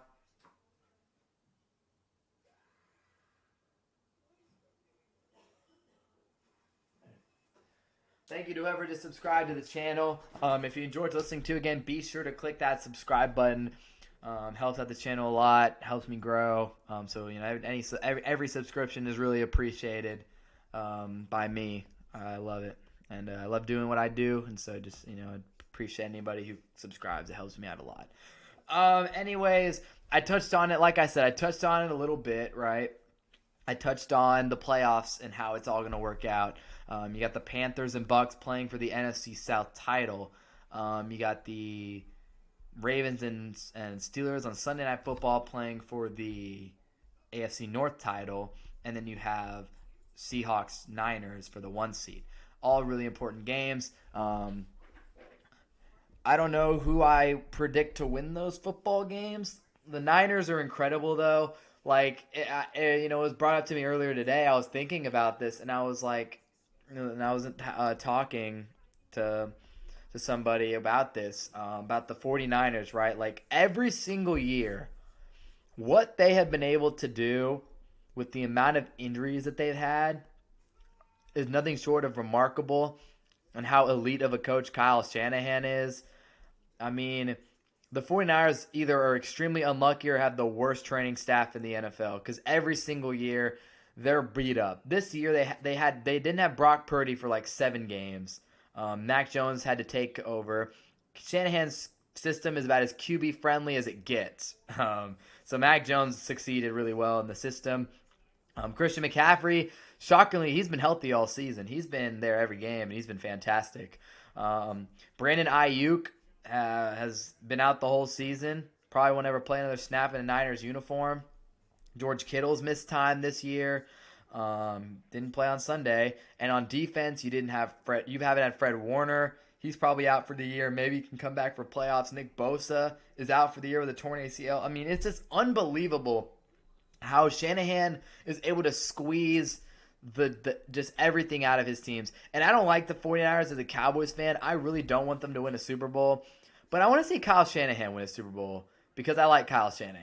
He went to the University of Texas. He's a Longhorn. He's a good guy. I really hope that he gets a Super Bowl. I hate San Francisco, so I don't know. I hope he leaves them and it's not his. But it's truly remarkable how he's made this offense look amazing with Mac Jones at quarterback, Ricky Pearsall, who's been banged up this year. Some weeks it's Pearsall, Kittle, Jawan Jennings, like very solid players. Kittle's great. And then McCaffrey, of course. I mean, he's McCaffrey. But it's just it's ridiculous how good of a head coach Kyle Shanahan is. He definitely is an argument for the best coach in the sport at the current moment. Sean McVay is also very good. These offensive coaches, man, Ben Johnson's rising up those ranks for sure with the season he's put together. Liam Cohen with the Jags, Ben Johnson with the Bears. One of those elite coaches, though, Sean McVay, having a tough time tonight. His offense is down, has not been able to produce much. 24-3 the score. Falcons with the lead in the third quarter. And McVay, it's been bad. It's really bad. Puka Nacua, 3 receptions, 29 yards. Gotta think he can get going because Stafford is just having a season worst performance right now. It has been really ugly for Matthew Stafford today. And it ain't looking good. Yeah, Stafford 12 for 21, 144 yards with 2 picks. Kyron Williams 6 carries for 14 yards. You have any of those 3 players and you were counting on them on Monday Night Football, you're cooked unless you have Bijan Robinson. 2nd and 6 from the 39. Play action for Stafford. Looking down the field, he checks it down. Kyron Williams over the middle, and he's going to be taken down at the LA 49 first down Rams. We'll see if they can come back in this game and make it interesting. The Week 18 NFC West, obviously the Niners and Seahawks take on each other, and then the Rams play the Cardinals. So the Rams will probably get an easy win out against Arizona. Rams lose tonight, though. They are, they're pretty much, what are they going to be, 5-6 seed? I think Green Bay is locked in the 7th seed. 1st and 10, Stafford rolling out, pressure comes. He had to throw it away, as Atlanta's got a lot of pressure on him right there. Khalid Kareem, who had a big stop on 4th down earlier in the game, makes a nice, gets a lot of pressure on that last play. Yeah, the NFC West has been a complete gauntlet all year outside of Arizona. Seahawks, Niners, and Rams are just 3 elite teams. All teams who could legitimately win the Super Bowl. Niners probably have the toughest battle because of the injuries they've dealt with. They're not at full strength. But they have Shanahan. Rams have, tailed off the last couple weeks. They're limping in the playoffs a little bit here. But Matthew Stafford and that team can turn it on. Here's Kyron Williams, 9-yard pickup on the 2nd down run. Matthew Stafford, they've won a Super Bowl with this core, with a lot of the guys in this core. They can get it done. There's the NFC playoff picture. Seahawks atop the conference at the moment, with the Bears and Eagles both clinching the playoffs and as the 2 and 3 seeds. Both of those teams are at 2 and 3. Panthers at 4, and then right now the Niners are the 5 seed, Rams are the 6 seed, and the Packers are the 7 seed. So with a loss tonight, would that lock the Rams into the 6th seed? I'm not sure. 3rd and 1, Stafford, nobody open. Now finally finds a man over the middle. Pass is caught. 1st down, Colby Parkinson. He was not brought down by Caden Ellis. He refused to go down. Gets the 1st down gain. If you guys are listening, be sure to click that sub button as well. 5.5 to go in the 3rd quarter. Rams driving down the field. Stafford had a lot of time there. Great protection from the offensive line on 3rd and 1. So, yeah, there it is. The division's been elite all year. I think any of those 3 teams have a good chance. I just don't think the Bears are going to make the Super Bowl. They're just a really young team. I think they're a year away. 1st down and 10 for the Rams. And it's Stafford, another play action, looking, standing still, firing to the end zone. Touchdown Rams! Terrence Ferguson, the tight end. And LA strikes and makes it be able to make it a 14-point game. Great play action, and Ferguson wide open in the end zone. I don't know if there was a miscommunication in the Falcons secondary between Bates and Watts talking it over right now, but a touchdown by LA. Stafford throws his first of the day. Can't keep this high-powered LA offense down for too long, right? Here it is.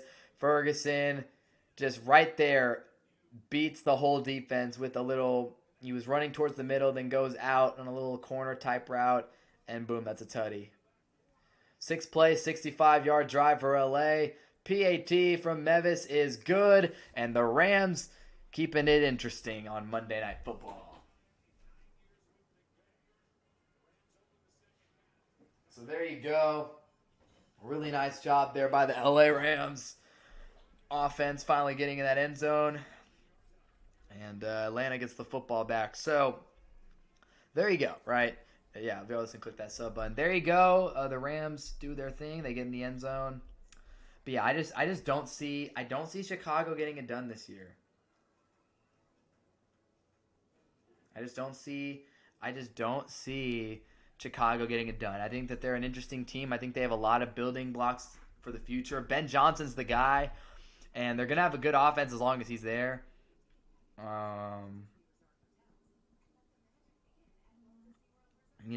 Right? I think that's definitely just the best. I think that's the best analysis for that.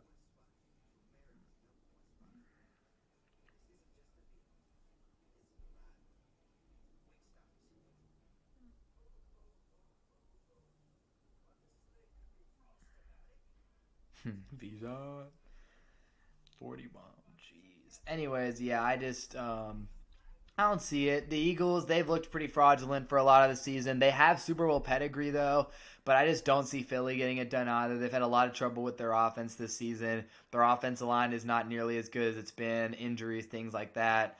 At least they don't have the A.J. Brown saga going on anymore. At least for now, it's been pretty quiet. Maybe if they lose in the first round of the playoffs, you'll start to hear rumblings of him wanting out again, but for now that's been under wraps. The Eagles have the talent, but the offensive line and run game isn't as good this year with Barkley. And their defense is good, though. That'll give them a shot. Their defense is still good. They're a little weak in parts of the back half of the secondary, but, I mean, at the end of the day, they have that championship pedigree, right? They're the Eagles, so, they've been consistent. But I don't know. We'll see with them. And then, yeah, Chicago, I just don't see it with them. In the first year of Ben Johnson, they kind of remind me of last year's Commanders in a way. You know what I mean? Except not a rookie quarterback, but, like, new head coach, new, blood, new, like, nice, fresh blood injected into the franchise. Things are going great. The rookie quarterback's playing well. The offense is rolling. The defense makes some plays. I think that they make a little bit of a run, but they just don't get to the Super Bowl. That's what I think about Chicago. I think Seattle's got a shot, but Darnold, we know who Sam Darnold is. Sam Darnold turns into a pumpkin in those types in the playoffs usually, and so, or at least last year, that boy was seeing ghosts again. Here's the return from Tompkins. He's going to be stopped at the 25. That's my opinion. I think the Rams are a legitimate. They're playing really bad tonight, but I think the Rams are still a very legitimate contender. No matter what happens the rest of the night, they're a very legitimate contender. Green Bay, no. And then Philly, because of their pedigree, they have a shot. Any of those teams really have a shot except Green Bay, if we're being honest here. Green Bay, they're just not good enough right now. Micah Parsons being out has hurt their defense a lot. That ACL injury killed them. Their offense just doesn't have enough consistent playmakers, especially once Kraft went down. Jacobs has been banged up. Yeah. 1st and 10, Cousins looking down the field. Pass is caught. Darnell Mooney.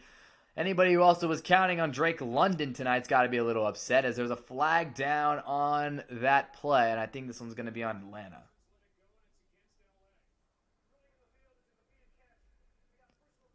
Oh. Wow. Roughing the passer on the Falcons here on Deshaun Johnson. So that is actually the completion's going to stand, and they're going to get 15 on top of it. Great protection from the Falcons O-line, and then at the end, takes a big hit. I don't know if that's roughing the passer. I hate roughing the passer. Like, I just don't. He drives him, I guess, into the ground. I hate. In the NFL, my biggest gripe is with roughing the passer. I think it's just super soft 95% of the time. I look at roughing the passer, and I'm just like, okay, that call was stupid. It wasn't that malicious, 95% of the time. 1st and 10. Falcons in great field position. Another play action to Bijan, and they're going to throw a screen to him. Bijan upfield, trying to make someone miss. He gets to the 30 before being driven back. And there's another couple more points for Bijan on that one. So, in PPR league at least. Yeah, I hate it, right? I hate roughing the passer. It's my biggest gripe with the NFL officiating is roughing the passer is so stupid. Again, when there are plays like, when the quarterback gets hit up high or super low. Sure. When it's super blatant, yes. But like the drive, when they're not driven that hard into the ground, it's like right after he threw the football or right as he throws the football. I don't like those. I think it's really soft. 2nd and 2. Bijan gets the carry, making cuts. Wow, Bijan, 1st down Atlanta. Had to make a couple people miss in the hole, and he picks up the 1st down. Man, it all started back in Tucson, Arizona, one of the most dominant high school football players in Arizona history. Then he goes to college for my Texas Longhorns. He was dominant. I hate it so much. That might have been a hold. I'm not going to lie. That might have been a hold. I hate it that we never surrounded Bijan with a good team. I hate it. Man, if we had Bijan in 2023, Natty boys, I'm not even going to lie. Oh my gosh, it makes me so mad. 25-yard line, handoff. Robinson on the stretch, makes a cut. He stumbles to the 23. I hate it so much, right? Because Bijan was there, and his freshman year was 2020, the COVID year. We weren't that good. Herman was on his way out. He got fired. 2nd year, he was there. 1st year under Sark. The offensive line sucked. The quarterbacks, it was a revolving door at quarterback for a lot of the season. The defense was, I don't want to say that, the F word, but it was terrible, to put it really lightly. It was so terrible. The defense was so terrible that year. And then his last year there, we were all right. I mean, we definitely second down and Nate Cousins handoff stretch to Algier. He gets across the 20 to the 17 or so. We were all right. We if Quinn didn't get injured, we probably win 10 games that year. And we beat Bama and we don't lose to Tech. If Quinn doesn't get hurt, but the pass defense still sucked that year from what I remember. And Quinn, either way, Quinn was a freshman. Like it was his first year starting. He wasn't all that. We didn't have the best wide receiver talent outside of Worthy either that season. 3rd and 2. Algier gets hit again, and he's going to be stuffed in the backfield. Verse and the rest of that LA D line were all over it, and the Falcons are going to be forced to kick a field goal. So I hate it that he never got there. And then the year after he leaves is when we had the great team. We had a great offensive line. Quinn had his best year. Worthy, Mitchell, Whittington even was finally healthy that year. Jatavion Sanders at tight end for the Panthers. I think he got injured yesterday, so sorry to him. Hope he's all right.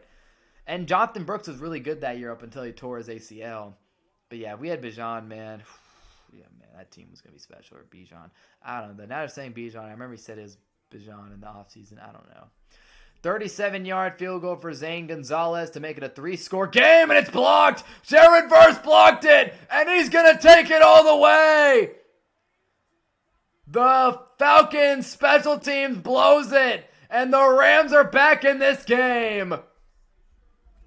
Unbelievable. They were down and out at one point, and they blocked the field goal to make it an 8-point game. Unbelievable, bro.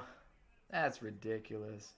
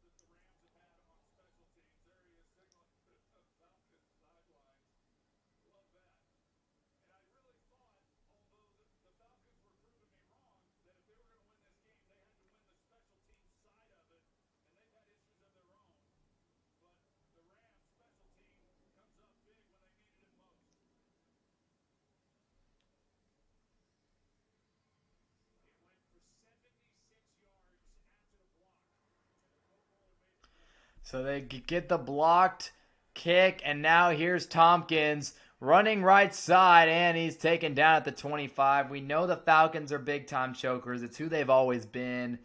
And now, well, hey, 7-point game. 3rd quarter, 25 seconds. There's a ton of time left in this game for the Rams to come back and win it. We've seen a little bit more desperation from them here.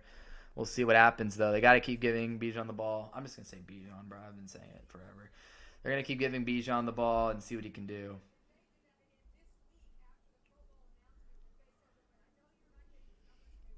First down and 10. They're starting at the 26. Robinson in the backfield. Trip set to the left. Kyle Pitts, not him too involved tonight. 1st and 10. Play action for Cousins. Looking underneath. Bijan makes the catch. Upfield. 1st down across the 35. So, I mean, the guy's just doing what the guy's doing right now. He's just hooping. Incredible performance from him tonight.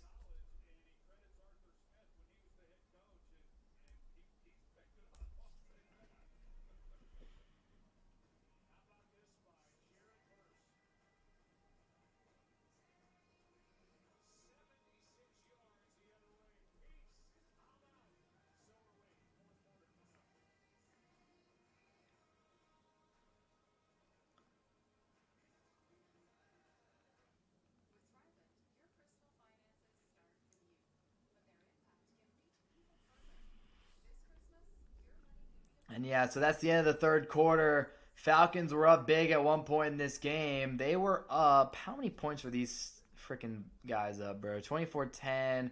24. I think it was 24-3. 24-3 was how much they were up by with 5:48 left in the third quarter. They were up 24-3. It is 24-17 to start the fourth. Classic Falcons. It's just who they are, bruh. It's just who they've always been. There's so many chokers on that team. Oh, gosh.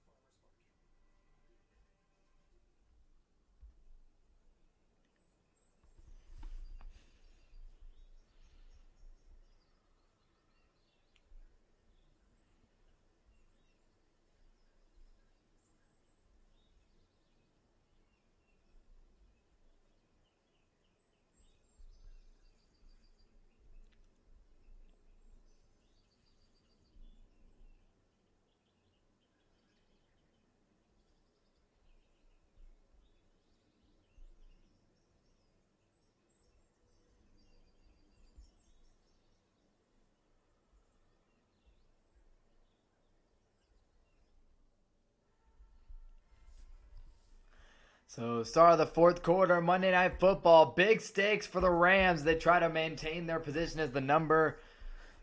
Well, they're actually still number 6 right now, but obviously something bad happens to San Fran. They can, if they stay that they are the 5 seed if San Fran loses on Sunday in Seattle, which is good for them.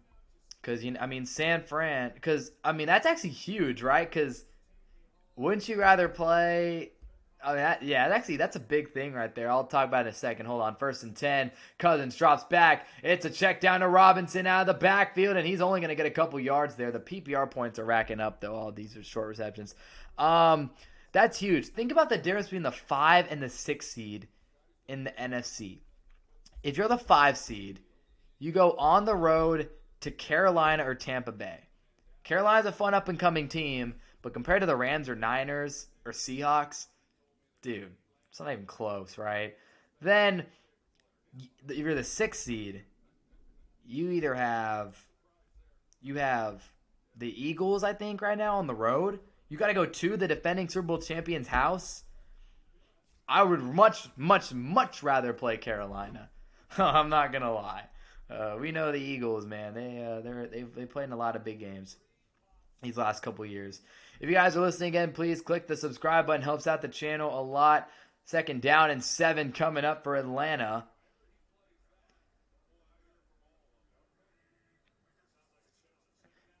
And Bijan with the carry. Left side runs into a wall there. And he'll get a few yards.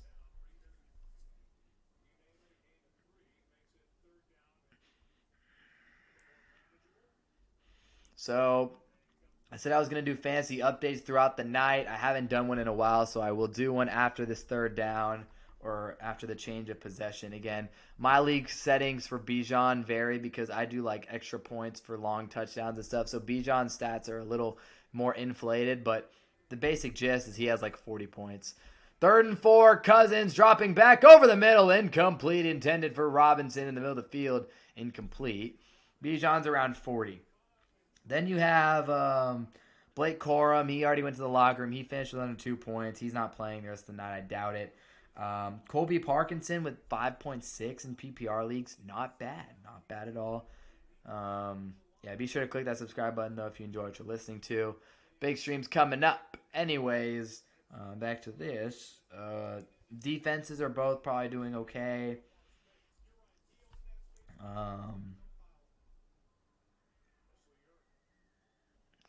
Here we go. Pinion to punt it away. Low snap. Pinion gets it off clean. And this one will be caught at the 10-yard line, 9-yard line. Xavier Smith to return it through the middle, and it'll be taken down at the 20. Rams are going to get that football back with a chance to tie. They were down 24-3 at one point. They are now in position to tie this football game. Classic Falcons. Anyways, let's see. Who else? Kyron Williams, 4 points. Nice. Nice, nice, nice. Matthew Stafford in my league is up to 8. Maybe might be a little different in your league, but around 8 right now. Algiers at 2. Again, I don't think anybody's starting Tyler Algier unless it's like a really deep league, like 14, 16, 20 teams. Nakua, that's the big one. 5.9 points going into this into this drive. Just to put some context around Puka this year, Puka's only had one game that he's played in this year where he's had under 10. He had a 4.8 point performance against the Baltimore Ravens. Puka's stat line this year goes 26, 29.6, 25.8, 39, 24.5, 4.8, out for a week, bye week, 22.8, 17.4, 14.3, 6.7, 13.2. And then the last 3 weeks, 38.7, 30.9, 53.5. So early season, Puka was unstoppable. Against Baltimore, I don't know, did he get injured that game or something? Not a good game. Out the next week against Jacksonville, bye week. Solid 22-point game. Then he went on about a 4-week stretch where he was average. He wasn't elite, he was average. 17, 14, 16, 13. And then these last 3 weeks have just turned it up a notch. I mean, if you had Puka Nacua in the semifinal or quarterfinal, you probably won. Especially last week. You probably won your matchup by Thursday with Puka Nacua. Most likely, right? So, unbelievable season that he was having. And now today, he's having one of his worst games of the season. But the thing about fantasy football that we all know is that Puka is a guy who can have a huge drive. And again, Raheem Morris, the defense has had the Rams in a tough spot. They only have 10 offensive points tonight. But Nacua could have like 4 catches on this drive, and one of them being a touchdown. And then, again, I think my league we do 6 points for a touchdown. 4 receptions, one of them being a touchdown. That's like 9 points just off, you have 4 receptions plus 6. That's 10 points in one drive, plus the yardage that comes with it. Like, yeah, he could have a huge drive. So, I mean, you can't rule it out, but I will say that most likely if you needed Puka Nacua to have a nuclear game, like a 30-point game, you might be out of luck. I'm not going to lie. Unless he catches like a 60-yard touchdown, you're probably in trouble. Rams will start with this football from their own 20. 13.5 to go. Stafford rolls right, fires underneath. There's Nacua, first catch of the drive. So Puka getting it done. Again, if he gets to 15, that'd be ideal, probably for most teams. So there we go. They're showing the 2 MVP candidates right now. Drake May took that massive second-year leap. What's a sophomore slump? Drake May doesn't know that. 34 touchdowns, 8 picks. Stafford, 41 touchdowns, 7 picks. Drake May has led the Patriots to a 13-3 season. Stafford's got the Rams at 11-4 heading into tonight. I mean, they've both been elite this year. It's a tough decision. Handoff up the middle to Kyron Williams. Oh, he breaks free. Williams across the 40, and he'll be taken out of bounds by Bates at around midfield. So there's Kyron's first big run of the night. It's going to be tough. I mean, I think Stafford's had a really good season. He's been phenomenal. The Rams have had an elite offense all year long. They've had the best offense in the league pretty much. Them in Dallas. The Cowboys have tailed off a little bit at times, but they've had an elite offense all year long. You know what I mean? It's all year long. 1st and 10.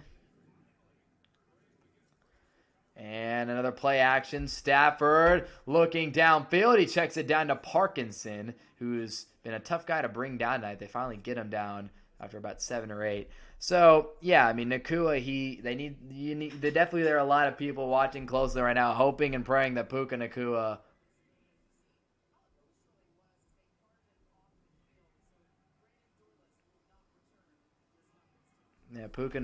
we'll see what he can do on this drive.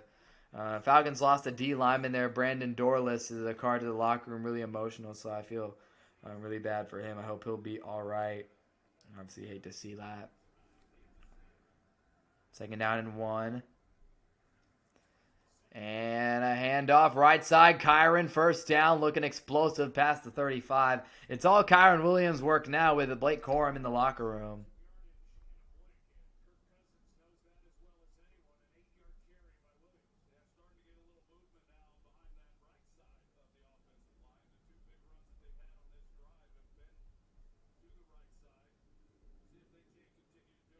Oh, dude has 7.5 sacks this year for Atlanta.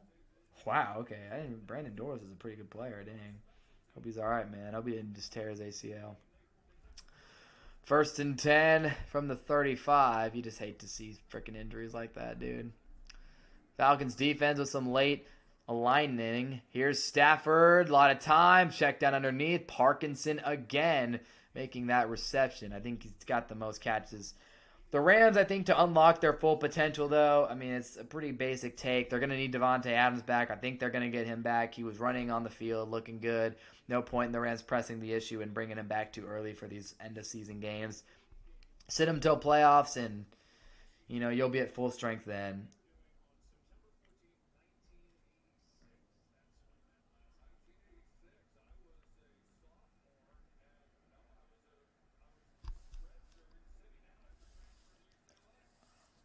Second down and 8 from the 33.5. Stafford. They're in their territory. He's going to take a shot. Deep down the field, incomplete. Just in front of Puka Nacua. And all of his fantasy managers just took a massive gasp there. They were hoping that was going to be the big play they've been waiting for all night long.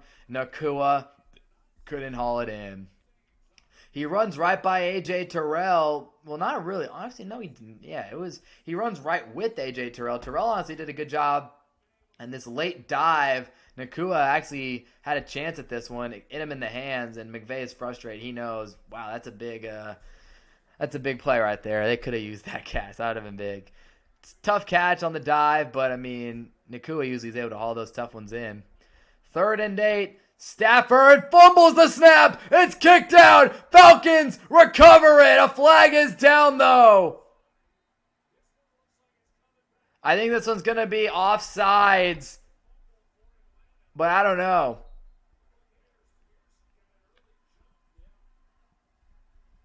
Yeah, I think Pierce did get an early jump. They're dancing in the end zone, having a good time, but yeah, this is offsides. That's unfortunate. James Pierce Jr. He's had a great rookie year for the Falcons. They traded their 1st-round pick this year to trade up for James Pierce, the Tennessee product, and it looks like goes a little bit early here. It's close. Oh, he was in the neutral zone. I guess he was in the neutral zone when they snapped the ball. It was almost a perfect get-off, but he was not able to.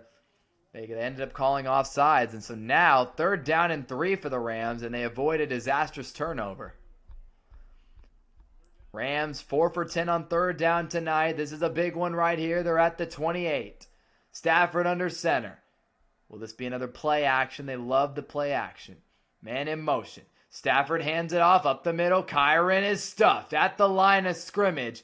Jesse Bates in there to make that stop. David Onyemata as well. 4th down for the Rams. Do they chase the points or do they take the field goal and trust their defense? We'll see what McVay decides to do here. It's 4th and 2. And I think they're going to try out Harrison Mevis, the young kicker out of Mizzou. I don't know. The Rams are just, their defense has done well. Nope, I'm dumb. They're going for it. 4th and 2. Stafford. 4 wide. Williams in the backfield. 4th and 2. Stafford takes the snap. Underneath. Pass is intercepted. Xavier Watts has got his 2nd of the day. One man to beat. Can he stay in bounds? If he did, it is a touchdown Falcons. Pick 6, Xavier Watts.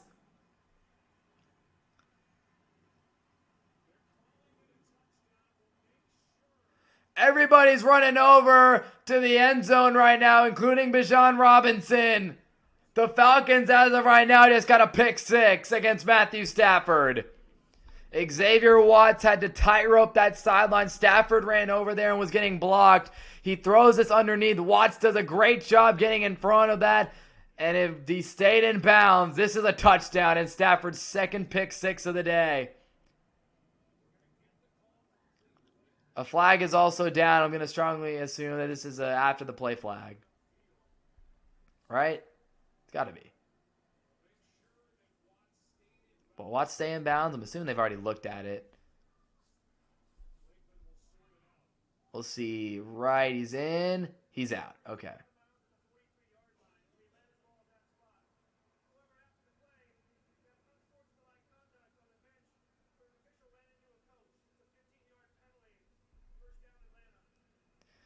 Gosh, so that sucks, right? I mean, shout out to Xavier Watts for getting the pick, right? Great play.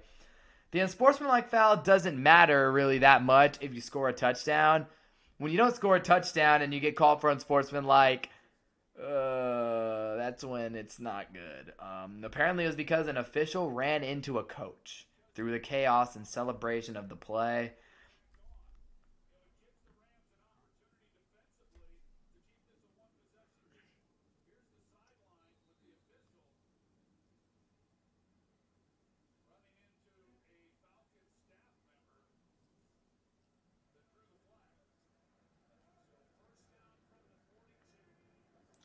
They're at the 42 to start the drive. Bijan Robinson up the middle, and he's going to get a solid gain.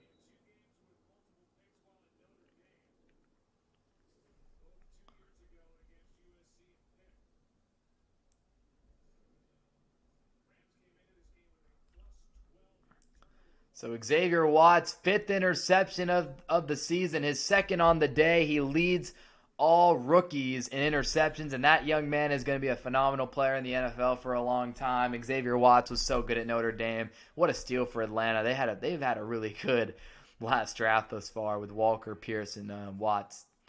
2nd and 4, Robinson handoff. Can a crease open up? A helmet came off of somebody. I think it was Poona Ford's helmet who came off, and Robinson was taken down for a couple yards. Ford has been a very good defensive tackle for the Rams this year. He has a strong interior force. Former Texas Longhorn as well. Poona was a good player for Texas on some really bad Texas teams.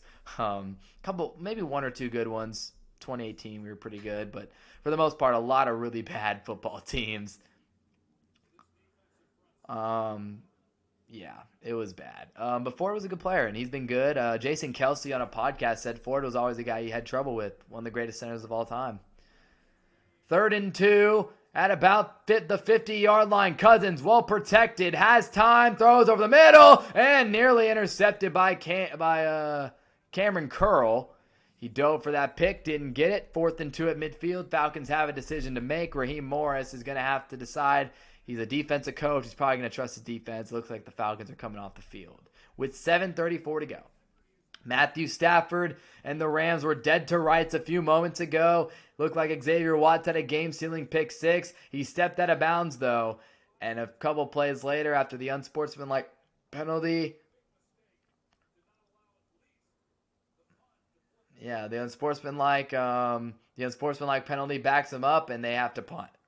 So Pinion to punt it here to the 10-yard line, or about the 11-yard line is where Xavier Smith will fair catch it.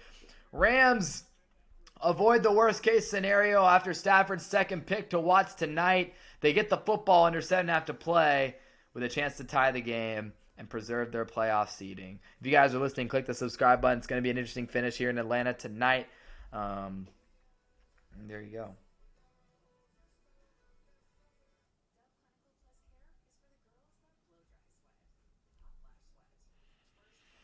There you go, man.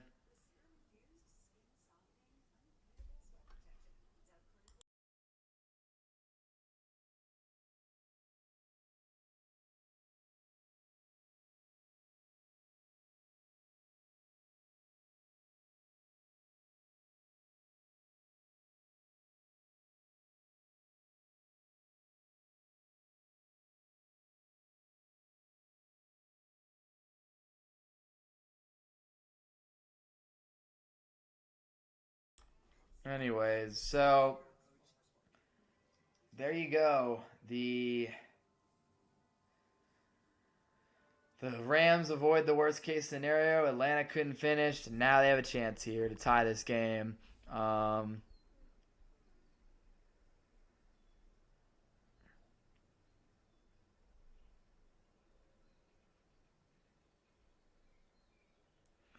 what a day for Bijan.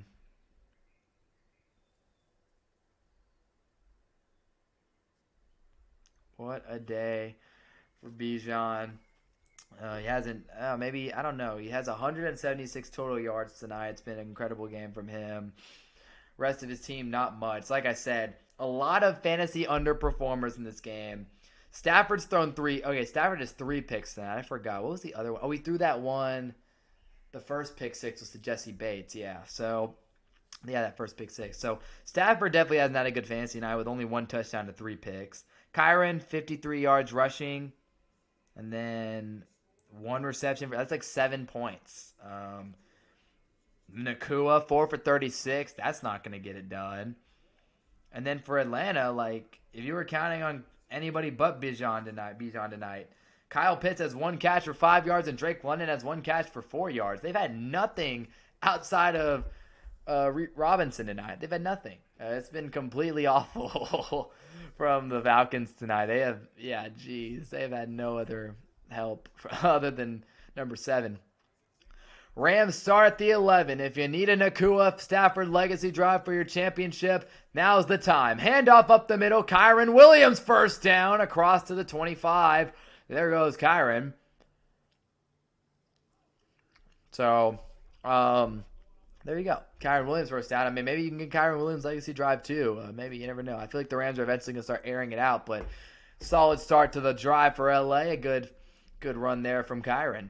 Rams had 26 rushing yards in the first half to the 60 they now have in the second half. They've been running the football better.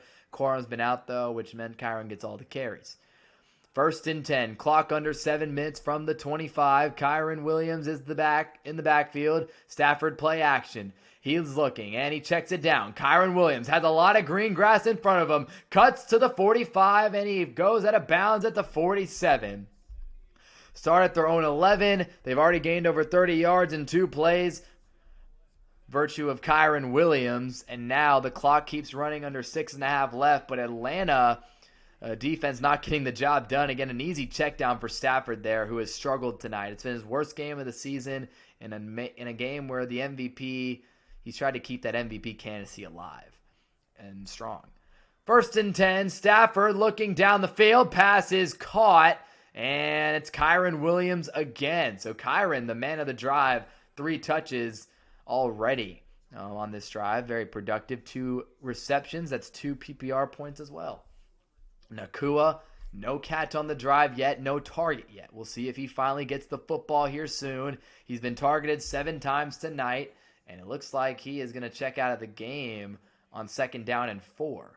So that is definitely not what Nakua fantasy managers want to see. Terrence Ferguson has a touchdown tonight, not Puka Nakua.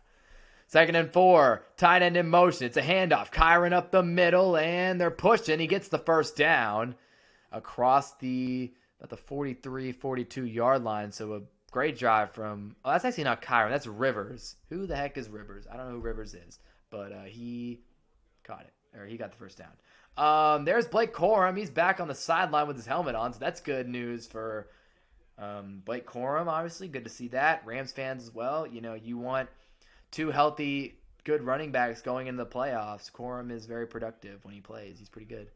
If you guys are listening, be sure to click the subscribe button. Corum, though, is not out there right now. It's still Rivers. Rams running back depth being tested. 1st and 10 play action. Stafford has time. Unloads deep down the field. Nakua! Touchdown! Flag is down, though.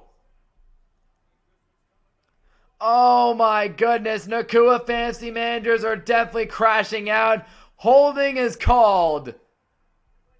Oh my goodness, DJ Humphries with the hold that could cost Puka Nakua fantasy managers a championship. This was going to be like a 40-something yard touchdown for Puka Nakua, who made a tremendous grab in the end zone. Stafford had time. He unloaded. Was Nakua in bounds? They said he was. They would have obviously taken a look at that. Did Nakua get in here is the question at the end of this play. 1 foot, knee, tutty. Wow, that's a ridiculous catch by Puka, and it doesn't matter. Unbelievable.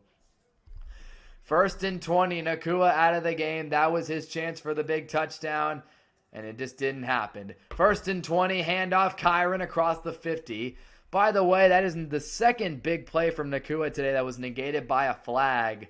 He had a big catch earlier in the game for like 30 yards. They were down at the 5. They got called for holding, I believe, on that one too. That's a killer, boys. If y'all are listening, by the way, be sure to click the subscribe button. Rams are on a 2nd and 18 at about the 50. Stafford, 4-man rush, looking down the field. Got a man. It's Parkinson bouncing off tacklers, and he's going to get him about 2 yards away from the first down marker. Parkinson, I've noticed, has been really tough to bring down today. I feel like he's always making the first guy. He's always getting that first guy off of him. He's really working hard after the catch. 3rd down and 2. This is where Puka Nacua shines in the big moments. Robinson on the sideline. They're showing him right now just looking, hoping that he gets the ball back with the lead and a chance to ice the game on his own. I guess he would get that opportunity regardless. They could get a field goal. Best Rams can do is tie it. Out they go for 2. 3rd and 2. Bunch look to the left. They motion Ferguson inside and they hand it off. Great blocking by the offensive line. Kyron Williams breaks free across the 20, and he's going to be dragged down by Jesse Bates. A flag is down again, though. 22-yard run from Kyron. What's the flag? Are they okay? They just had they were tripping. The ESPN BS there. They just put a flag graphic up, but great blocking. And then CJ Henderson misses the tackle, which allows Kyron Williams. He stiff-armed Henderson there, and Kyron Williams was able to get 20 extra yards out of that. He was dragged down by Bates at the 10. Kyron, an amazing drive. Stafford screen to Nacua. Nacua to the end zone. Puka Nacua touchdown. If you needed him to score on that drive, you were probably devastated a couple plays ago. But he scores for an 11 yards out on the bubble screen. And Nacua ties the game if they can make the PAT. And the Falcons once led 24-3. Now the Rams are a PAT away from tying it. Like I said, Puka Nacua, all game long, you've been waiting, hoping he would finally make a big play. If you needed a 30-point explosion, he didn't get it for you, but 16 points ain't bad. And that's what you hate, right? You hate the games and the moments where, as here's Mavis to knock that through, he knocks it through, game is tied. You would hate, imagine being in a fantasy football championship and you need 10 points from Puka Nacua. Imagine that. Then you need 10 points from Puka Nacua, right? And you didn't get it. I would hate that for people. I'd be so mad, man. But, look, if you needed 16 or 15, hey, you know what? Your team performed well enough probably to win, and Puka just sealed it for you. Obviously, he hasn't done as well as he's had the last couple weeks. Had a couple plays overturned.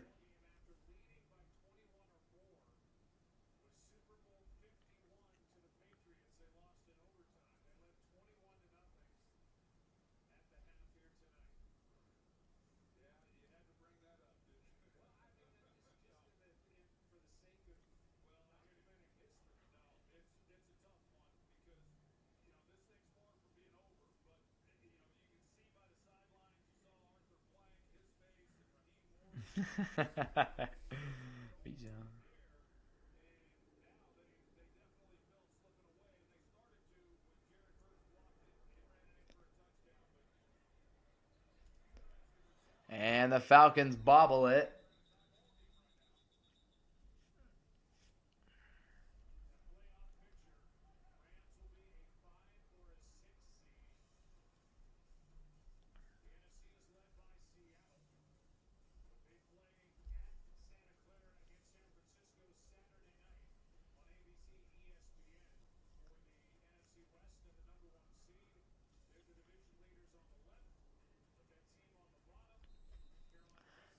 Oh, Puka crashing out on that sideline. 1st down and 10. We'll see if Bijan and Atlanta can get it done. They'll start at the 35. 2:46 to go. They just need a field goal to win it. Rams stacking the box at the moment. Motioning a guy around. They fake it to Robinson. Pressure comes. Cousins floats it out there. Nearly intercepted. He put that ball into no man's land, and that was nearly intercepted. Kobe Turner got through immediately up the middle. to force that pressure. Again, these Rams D tackles, Turner and Ford, so productive. Braden Fisk as well, a great player. And right here, Turner gets in easily. And, yeah, he wins on the inside right there. I don't know if Bijan was supposed to chip him or not, but jeez. Second time. Mooney in motion. And here's Cousins dropping back. Pressure's coming. He steps up, throws, and a big hit on Kyle Pitts. As of right now, they're calling it a catch for a first down. Cousins, I think, took a big shot there as well. Rams were signaling no catch. We'll see if it was a catch or not from Pitts, if he was able to hang on. Jared Verse had a really strong rep against Jake Matthews, but then at the very end, Matthews was able to hold him off at the last second. It looked like he was going to bull rush into Cousins. And Kyle Pitts, ball bobbles a little bit, but I think he hauled it in, based on that angle at least. 2-minute warning is in 5 seconds. Cousins is checking the play, and that'll take us to the 2-minute warning here in Atlanta. Falcons and Rams tied at 24. Rams have scored 21 unanswered after falling behind in the third quarter. And now, game is on the line. If you guys listen, be sure to click the sub button. Here we go. Final quarter of football from Atlanta. Final 2 minutes of football. Or not. Could we go to overtime? We'll see. Fantasy Football Championships. Final 2 minutes. If you're asking for a prayer here, in these final 2 minutes to win your Fantasy Football Championship. And that should be the case in every league. Any league who has a Week 18 championship, genuinely, bro, like, what are you doing? Like, who's your commissioner? He should be fired. How in the world? Week 18, too many players are going to sit out. Too many players, too many games that just don't matter. It just, I mean, even like Week 17, some teams don't put their best foot forward. But, yeah. So pretty much everybody in this game besides Napuka just finally woke up and scored that touchdown. Bijan obviously has had a phenomenal game. But yeah, this is a game that has a lot of really productive fantasy players, and a lot of them did terrible. Kyron, not bad. I mean, let's see, 92 plus the 3 receptions. Oh, Kyron, okay. I mean, no touchdown, but I mean, I'm never going to complain if a guy gets 15 for the most part, unless I need him to go off. Like, Kyron with 15 is not bad at all in PPR. A lot of those came on this last drive. But yeah, like, Drake London, bro. Like, if you were counting on Drake freaking London today, my goodness. I know he was, like, banged up and questionable coming in, but jeez, Drake London. Oh, my goodness. He has just been, like, bad, boys. Really bad.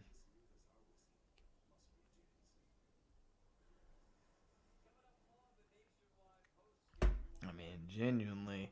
He's done nothing tonight. Again, he's banged up or something right now, I know. So it's not like, I guess it's not all on him, but it is what it is.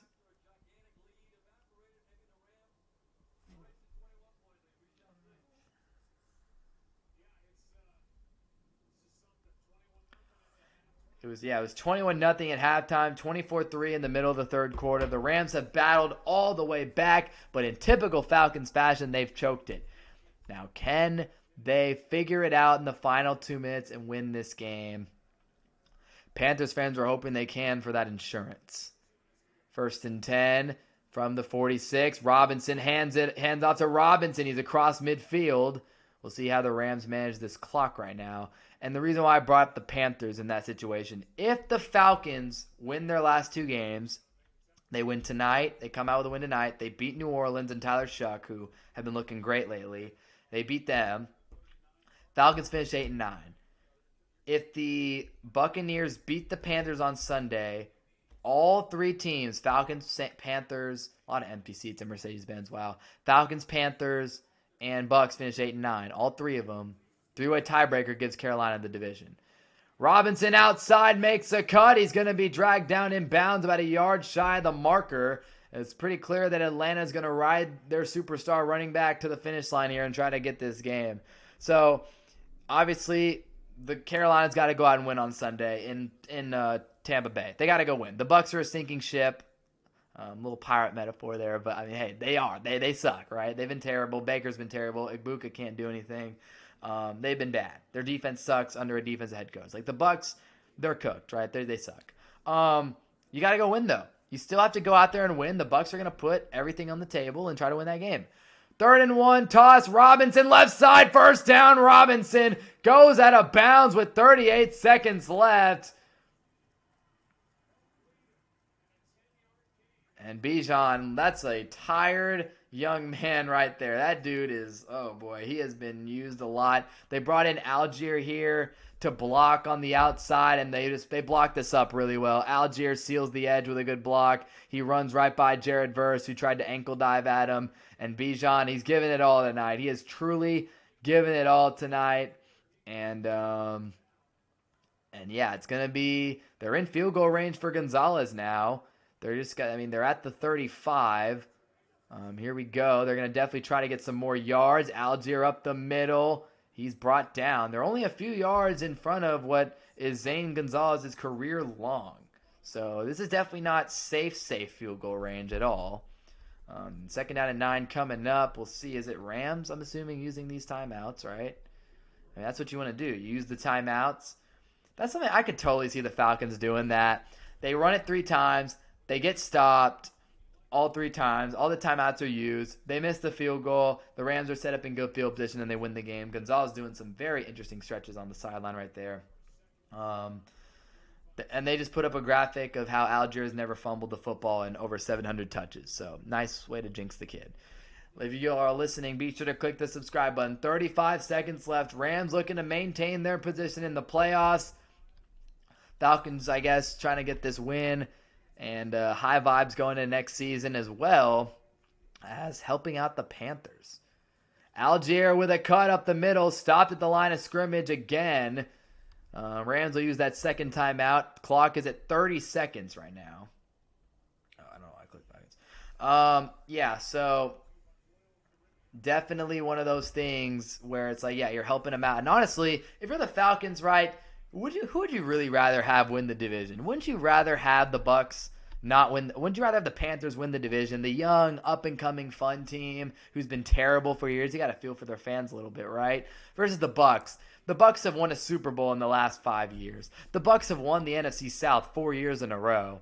And the one year they didn't win the NFC South, that year they beat the Saints in the divisional, who won the division and made the Super Bowl. Like, the Bucks have ran the NFC South the whole 2020s. It's time for someone new to take over. Come on, Carolina. 3rd and 9. Handoff up the middle. Algier with a cut. Gets maybe a yard. 25 seconds, 24 seconds. We'll see. I think they probably called that timeout at 25. Or was it 24? I don't know. But either way, 4th down and 8. They gained 2 yards on those 3 carries. And now here it is. Zane Gonzalez with a chance to make this field goal and give the Falcons the lead. If you guys are listening, by the way, again, be sure to click the subscribe button. They got 25 seconds left on the clock. Zane Gonzalez will try it out there. Bijan Robinson, he's done it all tonight. He's really done everything he possibly could for this team to win this game. Gonzalez in his 7th year in the league, and he's been around a while. He's 9 for 14 in lead-changing field goals in the final 2 minutes of the 4th and overtime. He's made both of those crunch time kicks this year. Verse already has a blocked kick in this game. So we'll see. Gonzalez drilled it earlier in the game from long range. This is from 51 on the left hash. Gonzalez to give the Falcons the lead. Kick is on the way. It got up. It looks good, and it is right through the middle. Had just enough distance, and the Falcons take a 3-point lead. 21 seconds. That kick took a few off the clock, and now the Rams will have to get into field goal range with 21 seconds left and no timeouts.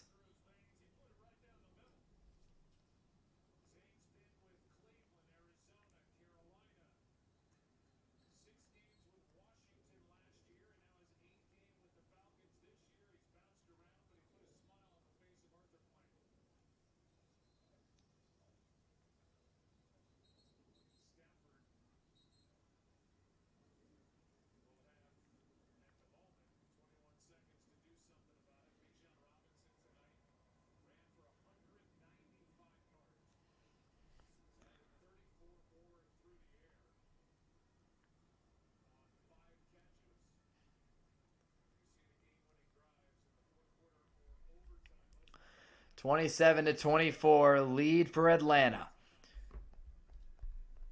to win the game and give an insurance policy, potentially an insurance policy, to the Carolina Panthers with a win over the Saints. Panthers fans are invested in this game as well. 21 seconds. Whittington will just take it in the end zone. No time comes off the clock. And now, well, I mean, hey, because they kicked that into the end zone, 35-yard line, not bad field position at all.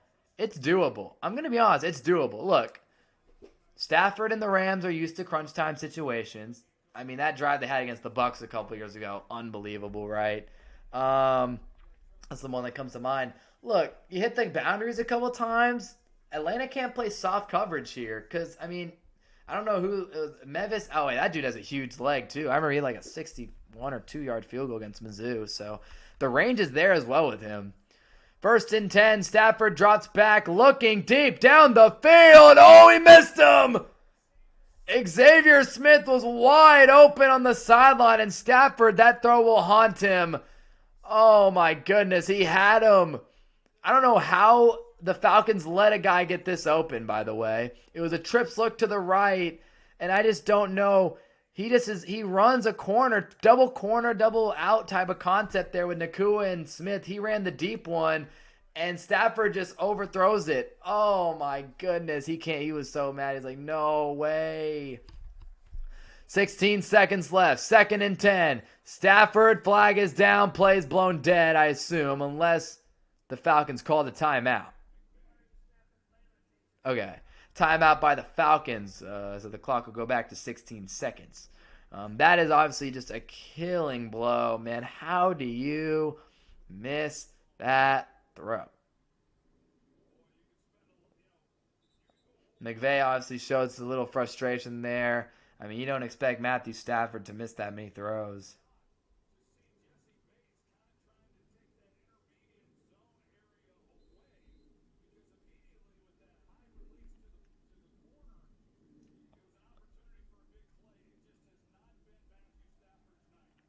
Yeah, it's been a bit of a rough night for Stafford, who's had an amazing season. 16 seconds left. He's going to bomb it deep downfield. Oh, incomplete. Off the hand of Tutu Atwell. It was a tight window throw, and now there's 9 seconds left. You really don't have much of an option here at this point. There's really not much you can do, honestly. You might as well just ask Stafford to use that. You know, what you probably do, honestly, is that was in his hands. That's a great throw. But if he catches it, are they able to get up to the line of scrimmage in 9 seconds and spike the football? You got 9 seconds. It's a 3rd down, I believe, here. 3rd and 10. I guess you just try to hit a boundary shot, 15 yards or so probably. You got 10 seconds. They put an extra second. Hit boundary shot and then Hail Mary. That's probably your best bet. 3rd and 10. And another stoppage. Atlanta probably just called another timeout. So there you go. I mean, that's just, wow. Oh, man, Stafford launched it. I mean, he's got that big arm still. But, yeah, I mean, Atwell nearly hauled this in. Again, I don't know. Would they have been able to get this down? I mean, he had it in his hands. This is actually a great throw. Hasn't been Stafford's night. He's missed a couple really bad throws. He's thrown 3 picks. It hasn't been his night, but this was a great throw to Atwell, who had one of his hands tied up a bit, and it got bagged up. Also, yeah, I mean, hey, you know what? If you're the Rams, at the very least, Stafford, he's been amazing all year. Realistically, though, it's dang near impossible as a quarterback in the NFL to play amazing all season long. So I guess you'd definitely rather prefer Stafford to have a game like this today than in 2 or 3 weeks. You know what I mean? It is what it is. 3rd and 10. Stafford looking deep out, taking a shot down the field. No way did Nacua haul that in. They're going to say he caught it.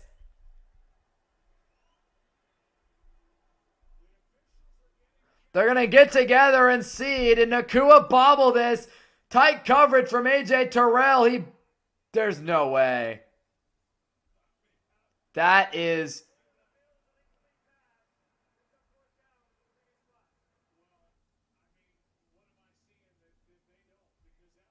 That is one of the most unbelievable catches you'll freaking ever see if this is confirmed. They review this and he extends one hand snag with an arm right there knocking at it. He drags the two toes. That's a catch.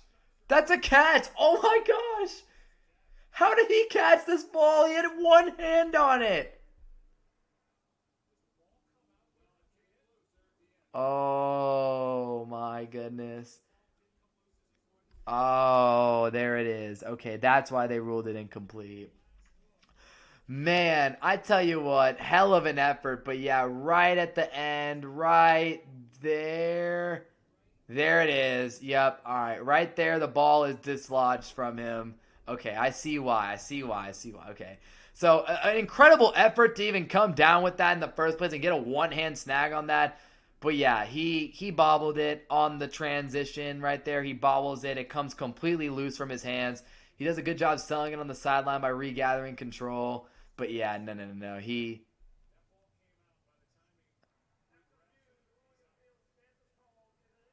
just on the transfer, he just wasn't able to like securely get it there, which is a shame because unbelievable catch by the way. I think Bijan on the sideline there was like that was close because it was. I mean the fact that he had tight coverage and still got one hand on that was incredible. But um, it's gonna come down to a Hail Mary. We know how strong of an arm Matthew Stafford has. There's 5 seconds left. It's 4th and 10. I mean unfortunately for McVay and the offense. They didn't get any yards yet.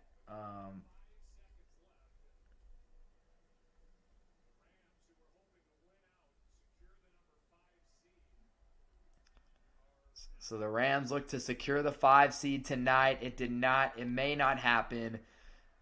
4th and 10.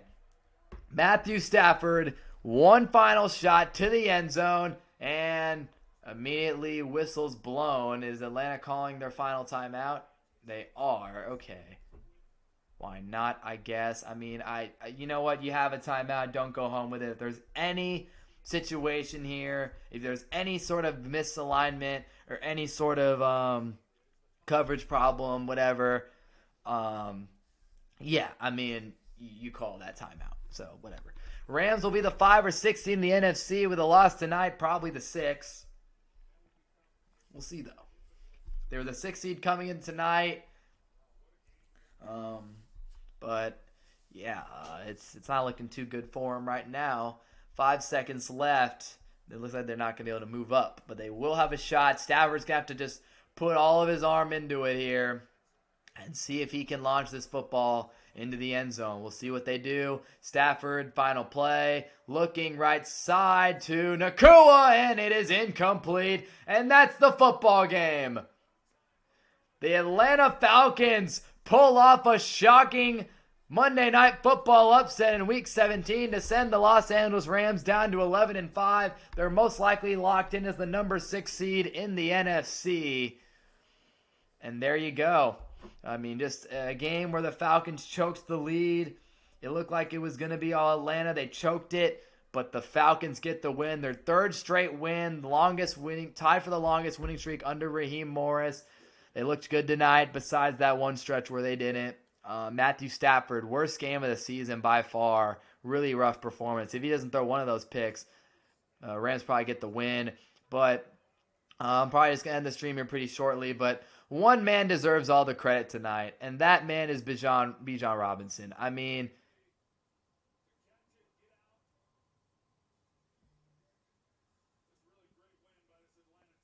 unbelievable, right? Bijan was phenomenal tonight. One of the best games he's ever played. And yeah, just a phenomenal game. I mean, just breaking down the stats. 22 carries for 195 yards with a rushing touchdown. 5 receptions, 34 yards, and a touchdown in the air. Unbelievable. Yeah, so I guess they were showing on the broadcast there was 1 second left after the incompletion, but like, bro, it's 4th and 10. They were going to kneel it out and end the game. It's whatever. So there you go. Falcons win 7-9 on the season, and with a win on Sunday over the Saints, it would be the insurance blanket, the insurance that the Panthers need for that division title. It would cause a crazy 3-way tie. NFC South doing NFC South things. A bunch of mid freaking teams.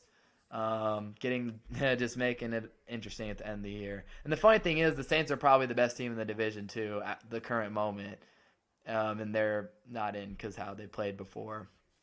Tyler Shuck got rolling. Anyways, that's gonna do it for the stream. I'll catch y'all in the next one. Subscribe if you're listening if you're not already. And yeah, next stream will be some college football coming up. Gonna be fun. Really excited for the playoffs. So shout out to the Falcons for the win. Shout out to Bijan tonight. Guy probably won about a dozen. Millions of people probably won their fantasy matchups off this dude tonight, or something like some crazy number. Maybe not millions, but a lot of people won their fantasy matchups because of this dude tonight. So yeah, if you lost and you had Bijan, your team probably just sucked this week. Feel bad. Anyways, catch you on the next one. See you soon.